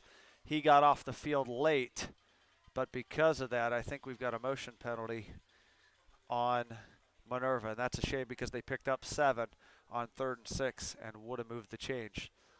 So now we go 5 yards backwards to the 34-yard line, and not what Minerva wants to see now. 3rd down and 11 from their 34. 4:19, clock stopped after the penalty, 28-13 West Branch. Now the clock starts after the ball is set down. 3rd and 11. In comes Eric Murray. Out comes Case Givens. From the 34 now. Can they convert another 3rd and long in this quarter? They've converted 2 already. Costia back to pass. Fakes to Kibler. Guns one down the middle, and that is nearly intercepted. Number 4, Jackson Hendershot, who's played a great game defensively, knifed in front of intended receiver and knocks the ball down. 4th down and 11, and the punt team will be seen here for the Lions as they sit at their own 34-yard line. Last week, all kinds of problems on the punt for Minerva. Tonight, it's been much better. The rain, I think, had something to do with that. A couple of bad snaps and short punts. Costy to kick it. He's got it. He runs up to the ball, and it's blocked. The ball's blocked and scooped up by, I think, going to be Nick Wilson's going to scoop that up. Tackle made there by Minerva Lion. Saved a touchdown, but a disastrous play for Minerva as that punt was blocked and returned to the Minerva red zone inside the 15, and the ball will be set at the 13. Well, again, one of the questions I posed pregame is the special teams going to be cleaned up? Because if it's not, you give short fields to this high-powered offense. We do not want to give the ball to West Branch at the 13-yard line. 3:49 to go in the third, and West Branch starting to smell some blood in the water here. We need a great stand by the D. Out of the gun is Hillier. 28-13 as we approach 3 minutes in the fourth. He runs it again off the direct snap, 10 to the 5, spins at the 5, and he's dropped down near the goal line. I think he's short of the goal line. Costia, Martineau track him down there. And Hillier continues to gash the Minerva Lions defense here. An injured Lions looks to be Chance Martineau as he made a touchdown saving tackle inside the 5 at about the 1.5-yard line. He is still down. Looks like it might be cramps as they stretch his calves. We'll take a timeout here. 3:43 to go in the third. West Branch knocking on the door. They lead 28-13.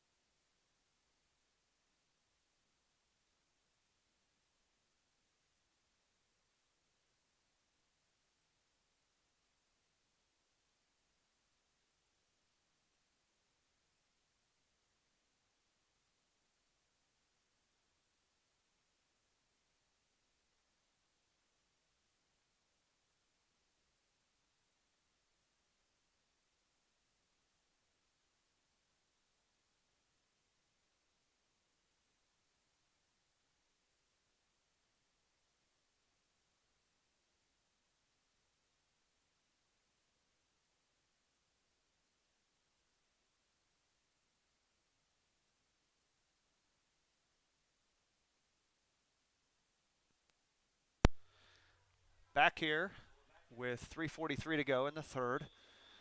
Martineau came off, and he's on the sidelines being stretched now as West Branch lines up first and goal at the 1-yard line. Quarterback Brock Hillier with 3 rushing touchdowns already. He is in the shotgun with 4 wide receivers, and he's got running back beside him. He's going to run it again. Little hesitation, stacked up at the goal line and pushed forward for his 4th touchdown rushing of the game from the 1-yard line. He took it off the right side with a little bit of hesitation and fell into the end zone for West Branch's 5th touchdown of the night. They pushed the lead out to 34-13 at the 3:29 mark of the third.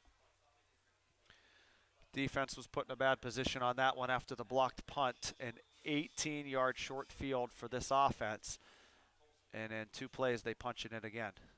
Snap good, hold good, kick good. 5th extra point for Tolson. That pushes the lead to 22 at 35. 13 at 3.5 to go in the third. Minerva up against it now as they trail by 3 scores. Promising start to the third quarter with a nice drive of 65 yards for a score to cut it to 8. But since then, it's been all West Branch. Some self-inflicted wounds for the Lions. The blocked punt and 2 two-play drives for West Branch, resulting in a couple of touchdowns. Both those drives started in Minerva territory. The first one off the long kick return and penalty set up West Branch at the Minerva 41. 2 plays later, Hillier took it in off the right side, and after the blocked punt, 2 plays later, Hillier runs it in again off the right side to push the lead to 35-13. So special teams and field position, the name of the game here in the third for West Branch. We'll see what Minerva's made of here as they line up for the kick return. 35-13, 3:29 to go in the third. West Branch, who put up 44 points last week against Salem, has put up 35 more this week, and still 3.5 to go in the third. Tolson to kick off from his 40. They've kept it away from Markins for the most part. A couple of out-of-bounds kicks and 1 short kick to Jimmy Common. Tolson with his right hand in the air approaches the ball at the 40 and pooches this one short. It's going to be Common again, this time from the 23, out to the 25-30, across the 30 to the 34-yard line, and will be marked just shy of the 35, and that's where Minerva will take over. 1st and 10. Ball sits right at the 35 for the third consecutive possession. Minerva starts at the 35. Again, will Minerva open up the offense here to try to get something down the field? 2 completions on the day, 15 yards.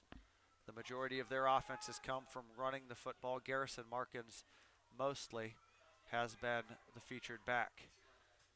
Costia again gives Markins off the right side. They'll try it again. He outruns somebody at the 35. Flag comes in. He's knocked out of bounds at the 39-yard line, but a flag sits at the 35 near the line of scrimmage, and it's going to be an illegal block on Minerva, which will back them up to 1st and long.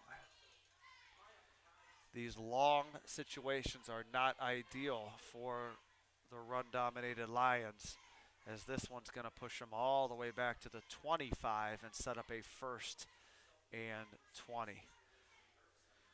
So penalties and turnovers since the mid-second quarter have been the name of the game, and Minerva sits at their own 25, 1st down and 20, with a long field ahead of them, trailing by 22. Fake to Markins, they go straight ahead, and the interior defense of West Branch has been stout most of the night. A gain of 2 for Common, the fullback, as he pushes out to the 27. 2nd down and about 17 and a half, we'll call it, as Minerva breaks the huddle. 2:53 in a running clock. 3rd quarter, Minerva trails by 22.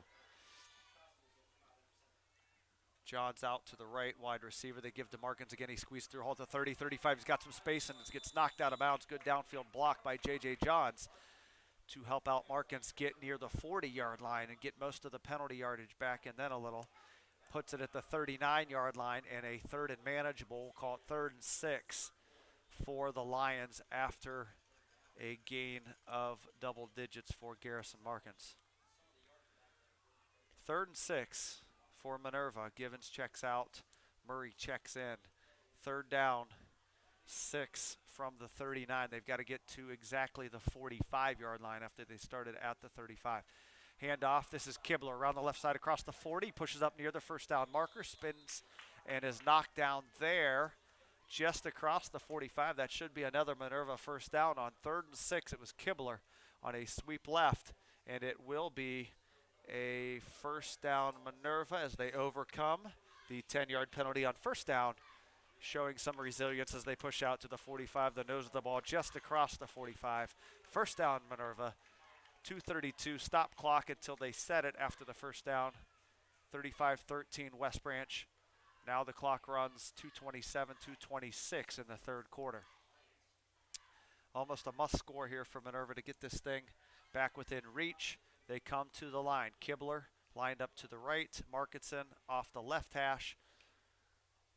In motion is Kibler, and they give it to him. He runs backwards back to the 38, and he's buried there for a loss. Again, number 10 comes in and blew up the play. It was Josh Gregory, who's made multiple plays in the backfield tonight, the 6'4 senior. Kibler tried to turn the corner, took a step backwards, and was met by Gregory for a 3-yard loss back to the 42. 2nd down, and again, long numbers, 13 for Minerva. Outright is Chaddock, wide right, nearly to the 40-yard marker on this field. Off to Markins, he runs again. He's met at the just shy of the 45, and he's pushed back there. The hit was made by, as they sort out the play, the hit was made by 59 Gregory Rockwell. The defensive lineman met Markins at the 45. Another 3rd and long coming up for the Lions at the 45-yard line, 3rd down 10. And they've got to get all the way across midfield to the West Branch 45 to move the sticks again. Murray checks out. Out to the right goes KJ Waffler. Out to the left, Nick Chaddock. Markins at the Lion tail. He comes in motion. Costia back to throw, looks out to the right, throws one and almost complete to Waffler. It was knocked down by Hendershot, who's played a good game at cornerback there, setting up a 4th down and 10. Hendershot knifed in at the last second to knock it away from wide receiver KJ Waffler, and 4th down and 10 for Minerva, under a minute to go third quarter. 42 seconds to go in the third. 35-13 West Branch in a 3-score game. As Minerva comes out in the huddle, 4th down and 10 near midfield. They've got to get to the West Branch 45 to convert this 1st down. Chaddock wide left, Common the fullback. Fakes to Common, now he's in trouble, throws it down the middle, and that ball is dropped by McKeever, nearly intercepted at the 40, inside the 40, which would have gave possession there to West Branch. Instead, on the turnover of downs, they gained nearly 20 yards and will take over for the 3rd time this quarter in Minerva territory at the 45-yard line on the Minerva side of the field. So after a 1st down was gained on 3rd and long, a 4th and 10 conversion falls incomplete, and West Branch takes over at the Minerva 45 with 37 seconds to go in the quarter. Snap back to Hillier, sets up and guns one out to the right, a beautiful throw. He's got a man there at the 35, gain of about 9.5, and it'll be a 2nd and short coming up from there. He had the 1st down, but his momentum brought it back across the 35 back to the 36. Catch there by Jackson Hendershot sets up a 3rd and 1. The Minerva defense gets set against this hurry-up offense. 2nd down 1. Back to Hillier again. He sets up at the 44. Now he's under pressure. He runs to his left. Here comes Common. Can't get there. Ball is dropped out on the left side by Alec Wilson. A great throw by Hillier. Put it on the numbers, which would have been plenty for a 1st down, but it was dropped. And now a 3rd down coming up for West Branch. 3rd down at about a half a yard, maybe a yard. 3rd down 1 from the 36. 1 second to go in the quarter. So this will be the final play of a 3rd quarter, which saw Minerva score on its first possession to get it to 1 possession game, but now give up back-to-back touchdowns for West Branch. Here's a fake handoff. Now Hillier throws over the middle. It's caught. That would be number 10 with the catch, and that is Josh Gregory, who's made multiple plays on defense. He has enough for the 3rd down conversion, a 1st down for West Branch to move the sticks. The ball goes to the 26-yard line on the final play of the 3rd quarter. 12 minutes to go here at Dr. Robert Hines Stadium. It's West Branch 35 and Minerva 13. We'll be back after this to bring you the 4th quarter.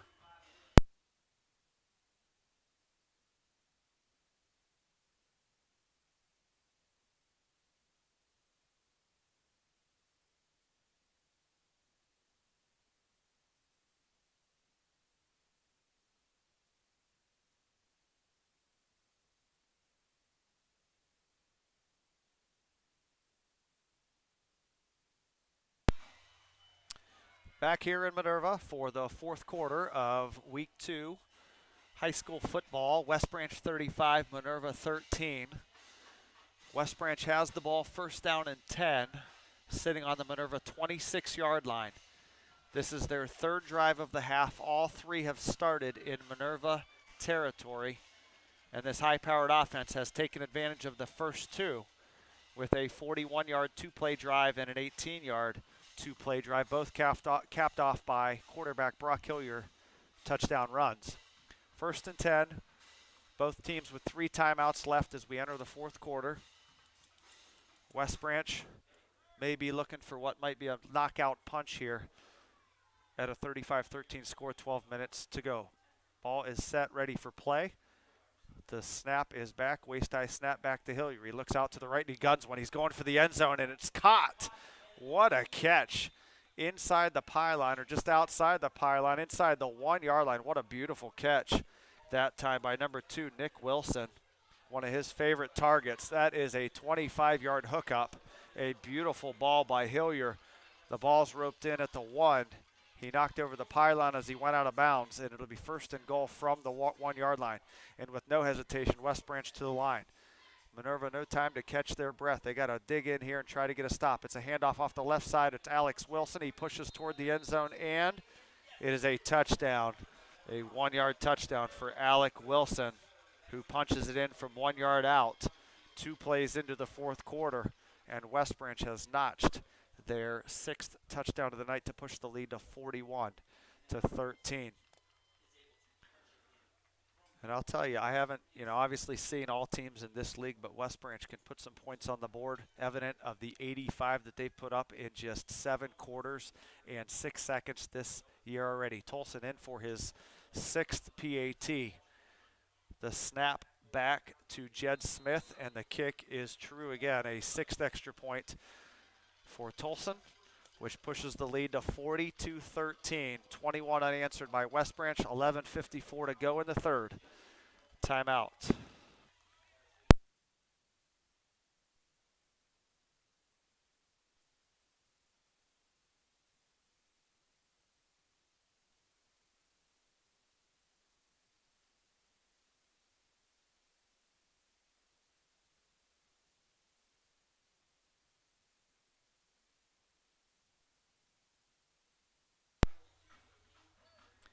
Back here for the remaining of the fourth quarter, 11:54 to go in this one.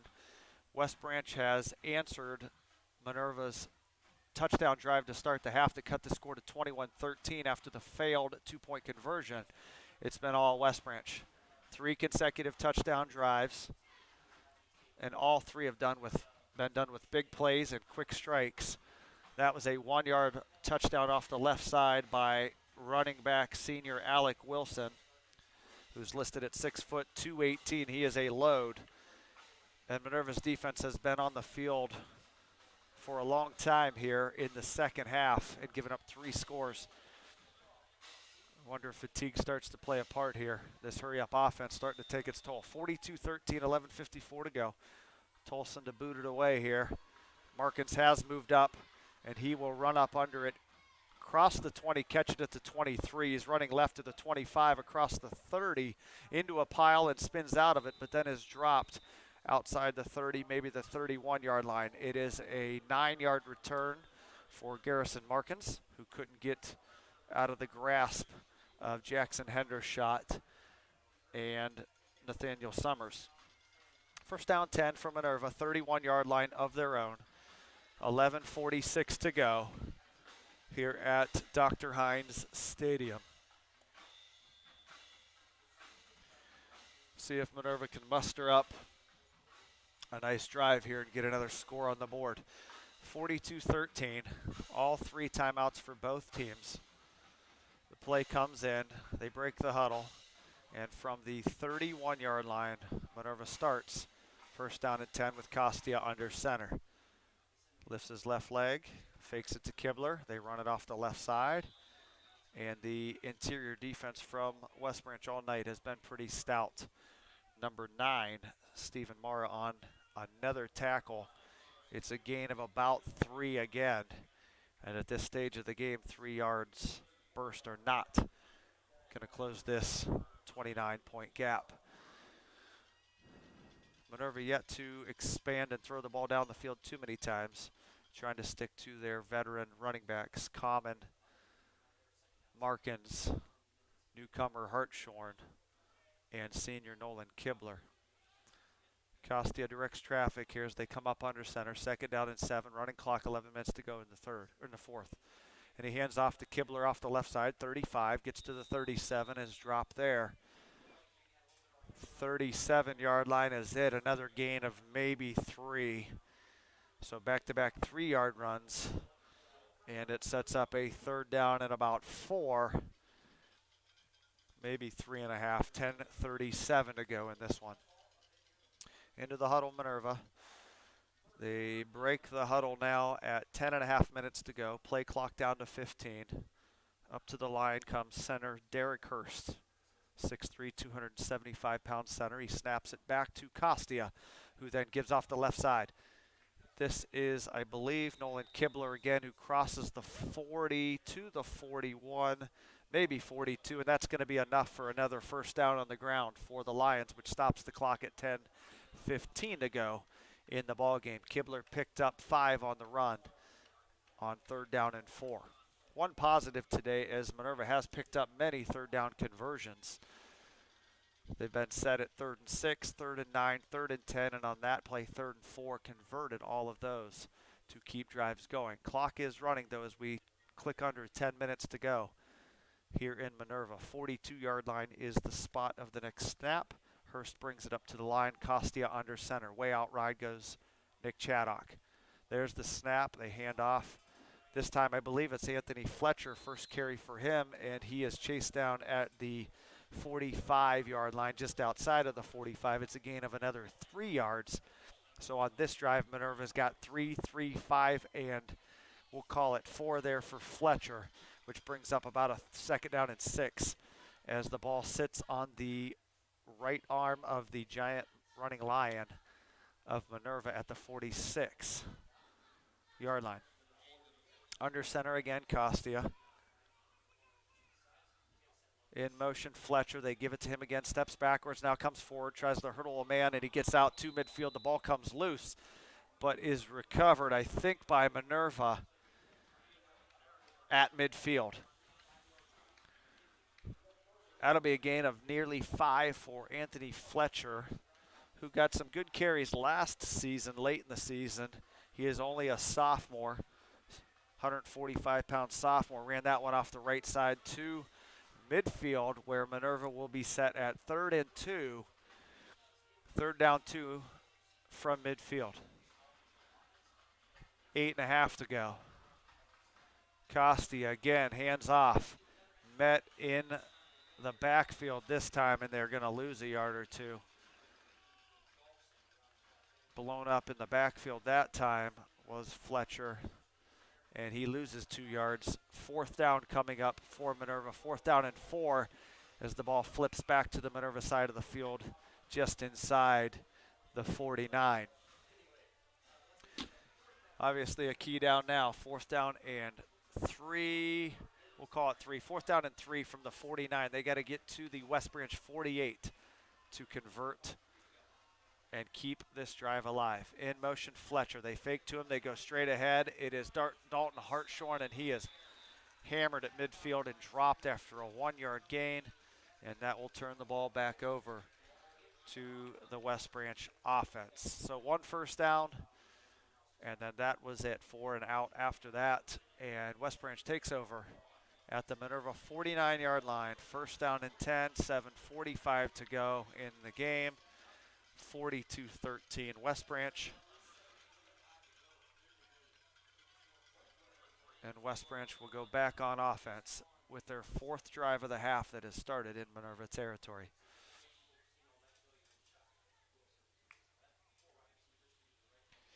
Back to pass. He's got a lot of time sitting back at his 43. Guns one, and it's complete. Number 8's got it. It's Andrew Coffey on the completion. Across the 35-yard line. It's a 1st down throw, converting into another 1st down from the 49 down to the 31, gain of 18. And West Branch, even though there's only 8 minutes to go in the game, is content staying in their hurry-up offense. Hillier again claps his hands. He's got it at the 41 now, and he throws out to left. McKeever makes one man miss, spins inside, picks up another 1st down. Markins hauls him down there inside the 20, down near the 15. Around the 16-yard line, another gain of 15. And West Branch is knocking on the door, closing in on 50 points if they can punch this one in. 7:23 to go. Clock will now start after the 1st down. 42-13, and a timeout for the Minerva defense here on that 15-yard gain. Coach Hunley meets his troops with Coach Costia. 7:23 to go in this one. It's the Warriors 42, the Lions 13.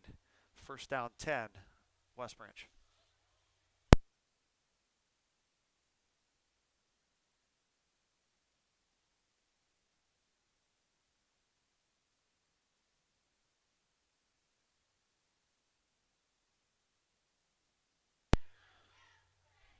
Back here at Minerva. 4th quarter sponsors are Kishman's Gas and Go, Clark and Shattuck, and Sandy Springs. Give a shout out to those three businesses, local businesses here in Minerva, who have always done great things for our student athletes, and support all of our teams here in Minerva. 42-13, 7.5 to go, as we may start to see, although not yet, some substitutions come into the game here, as this game is sitting at 42-13. The defense comes out after the timeout. We have trips right and one to the left for Hillier. He's in the shotgun again, as he has been all game. He's back to pass. He sets up at his 23, guns it out to the right. It's caught. One broken tackle. That is Nick Wilson. He busts down inside the 5 and has another first down, this time at the 2. Nick Wilson caught it, shed a tackle, and picks up 18, maybe 19 more yards. I'll call it 19, down to the 2-yard line, which will set up a first and goal for West Branch.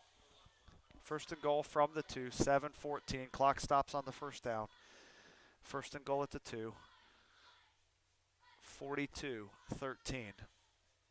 Ball is on the right side here near us. Hillier's got the snap. Hands off. This is Wilson, who busts out to his left side, and he will walk it into the end zone for a second consecutive touchdown. But a flag is down on the field, and I think it's going to be a hold. And yes, it is a hold on West Branch. Wipes out the second touchdown today for West Branch and is going to back the ball up. Back the ball up outside the 10 as they continue to march it back. First down and goal again, but instead of from the the 2, this time they will back it up to the, looks like maybe 11 or 12.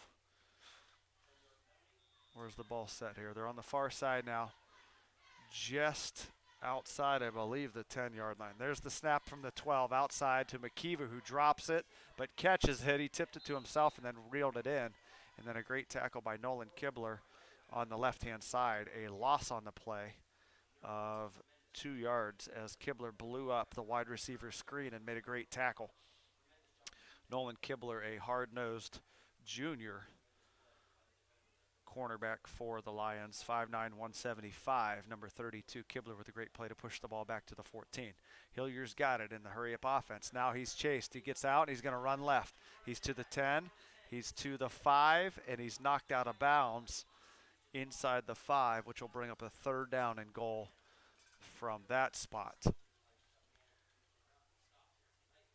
Hillier did not look downfield long on that one. He took the snap, took a peek, liked what he saw to his left, and scampered out to the left, gaining, we'll call it 11, which sets up a third down and goal from the left hash. Third down goal from the 3, 6.5 minutes to go. Hillier with the clap, takes it, gives off. No, he keeps it. He's going to cut back and go into the middle. Took a jump cut back into the middle and drug Costia into the end zone. Touchdown, West Branch. 48-13, 6:25 to go in the fourth. West Branch has converted on third and goal. A good fake through the middle to Alec Wilson. Took a right hand step and then cut back to his left and fell into the end zone for West Branch's 7th touchdown of the night. Tolson to look to make it a perfect 7 for 7 on extra points, and that EP is good. 6:25 to go in the fourth. It is West Branch running off 28 consecutive points. They lead 49-13. We will take a timeout and come back with the finish here from Dr. Robert Hines Stadium.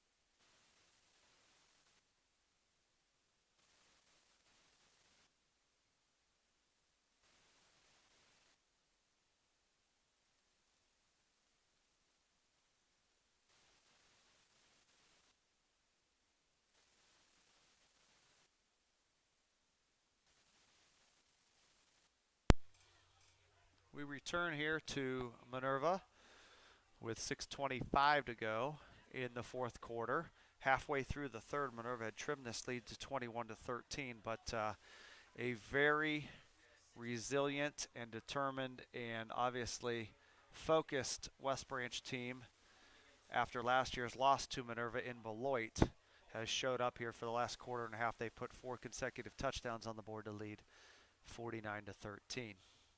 Tolson, who has had a workout today, will kick it off once again from the 40. Markins back deep, signals for ready, and boots it away.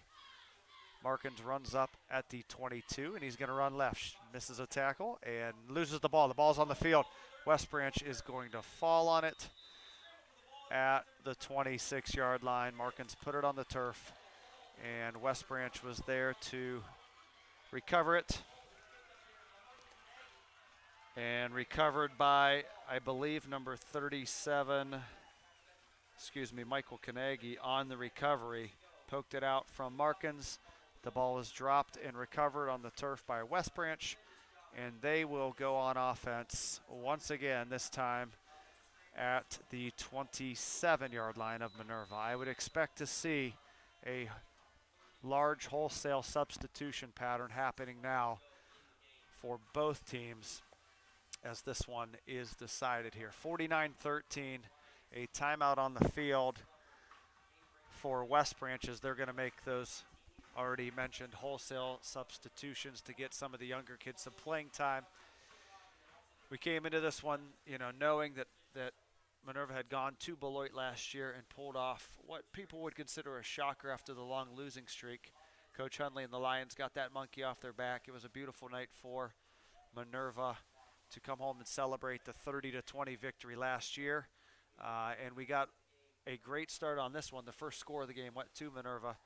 Lions led this thing 7-0, had some momentum going, but West Branch has kept their composure, shown and flexed their muscles, their offensive firepower, which they're going to put up a lot of points on a lot of teams with this hurry-up offense this year, and they have responded by outscoring Minerva 49-6 since that initial touchdown to lead with 6:12 to go in the fourth. Into the game comes number 6.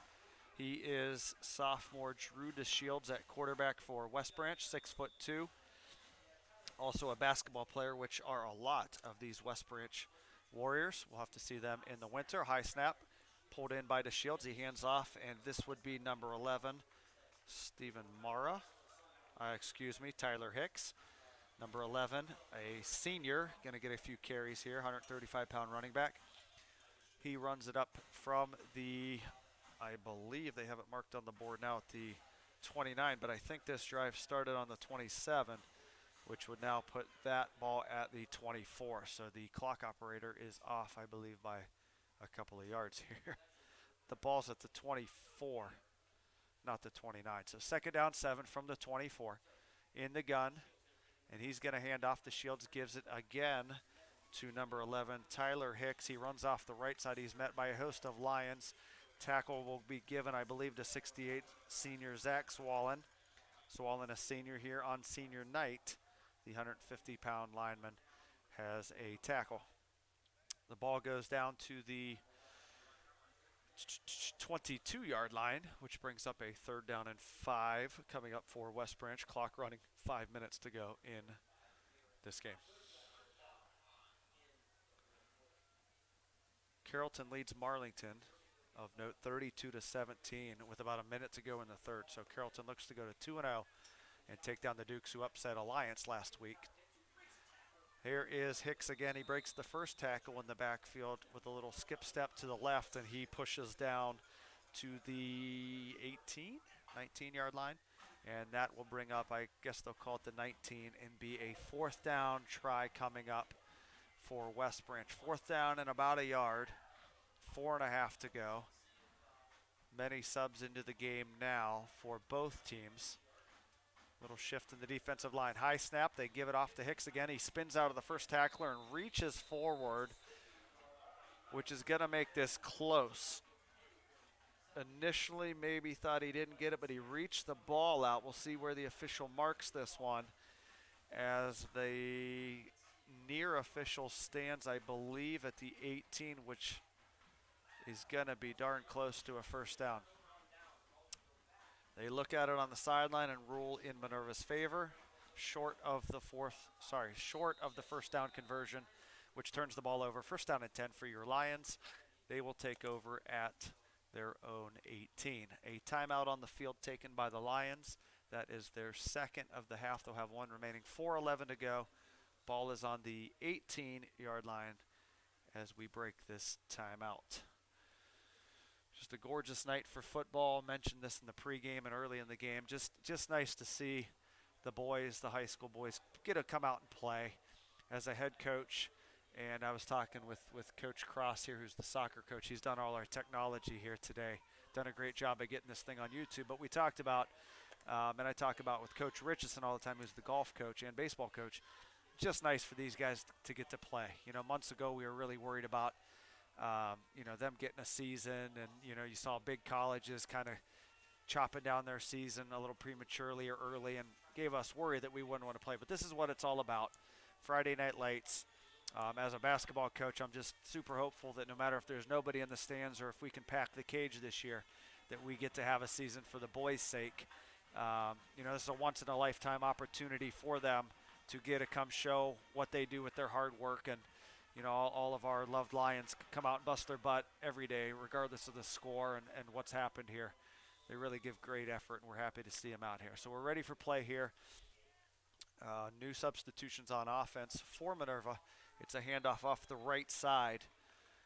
Quarterback will be Eli Miller, the quarterback. Off the right side, freshman into the game, 5'8", 125-pound freshman will spell the junior Costia. It is a loss of 3 off the right side, back inside the 20, back to the 15. Clock runs, 3:42 to go, fourth quarter. West Branch 49 and Minerva 13. Miller is now under center. Play clock under 10. He's going to drop off and hand off, and they blow up the play to the left side, back to the line of scrimmage near the 15. And the interior defense of West Branch all night has been pretty stellar.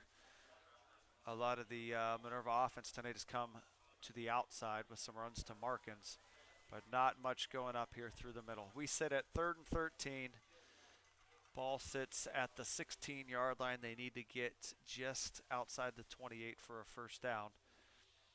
And Miller at quarterback, the freshman with a freshman Hartshorn behind him.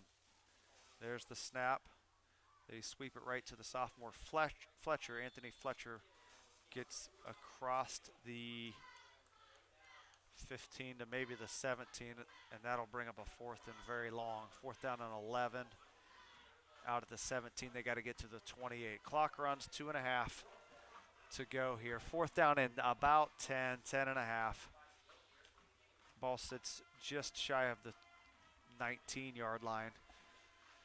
In comes Case Givens with the play to freshman Eli Miller, as a lot of the young pups are in now here in the late fourth in a 36-point game. 2:06 to go, running clock. Fourth down and 10, and a whistle is blown to stop play. It will be, I don't know what yet. I think a timeout, Minerva. Sound like Joe Tate from many years ago. He would just say, when he didn't know what the whistle was for, he would just say, now what? There's the official signal as the umpire signals timeout, Minerva. That's their third and final timeout. 2 minutes exactly to go here from Dr. Hines Stadium, 49-13. We'll keep it right here as we await the teams to re-enter the field for the final 2 minutes. The band continues to play down to my left in the far end zone, the north end zone. Cheerleaders off to my left as well, still doing their thing, although tonight's strange with no student section. They did have Hawaiian week this week for a theme, but only a few who got select vouchers get to show off their Hawaiian gear tonight here on this beautiful evening in Minerva. 49-13, 2 minutes to go as we are ready to resume play. It is Miller under center again with Hartshorn, the freshman, in the backfield. In motion is Fletcher, and Miller is buried in the backfield to turn it over on downs back inside the 15 near the 10-yard line. That'll give the ball back to West Branch, which you would assume at this point may just take the victory formation, kneel down, I would hope. 1:55 to go. Minerva out of timeouts. The ball sits, I think, just outside the 10 at the 11, and since we are in a 30-point game, they give the running clock signal, which was implemented a few years ago for games such as this to run the clock down in a 30-point game. 49-13, minute 30 to go as West Branch re-enters the field. Again, I would imagine a victory formation kneel down, although you don't ever know for sure. With high school teams, sometimes coaches want to get their second team and third team some reps, but it looks like it will be victory formation. Number 5 under center. And he'll take the knee. Starting quarterback Brock Hilliard, strangely enough, takes the knee, although he usually is probably the one that reps that in practice. 1 minute to go in this one, and the clock will count down. 49-13. West Branch is going to move to 2-0 overall with 2 wins inside the EBC. Minerva drops to 0-2 with both of their losses with inside the conference. And the offense for West Branch, as advertised, 42. And despite the hot start for Minerva to start the game and to start the third quarter, West Branch answered both times. They score the last 28 points of the game. That's the last kneel down. And the teams will line it up for the handshakes. Although I don't know that with COVID we even do handshakes anymore. So as the clock runs down at 10, this will run out. 49-13 will be the final here from Minerva. 2-0 for the Warriors, 0-2 for the Lions. We will tune in again next week on the live stream to catch week 3. And I will be with you again for the next home game here from Dr. Hines Stadium. So with that, we will sign off from here. Once again, the final score, it's West Branch moving to 2-0, 49, and Minerva dropping to 0-2, 13. Thanks for joining in tonight. Lovely to see these guys playing again, and we will see you again next week for week 3. Have a good night, everybody.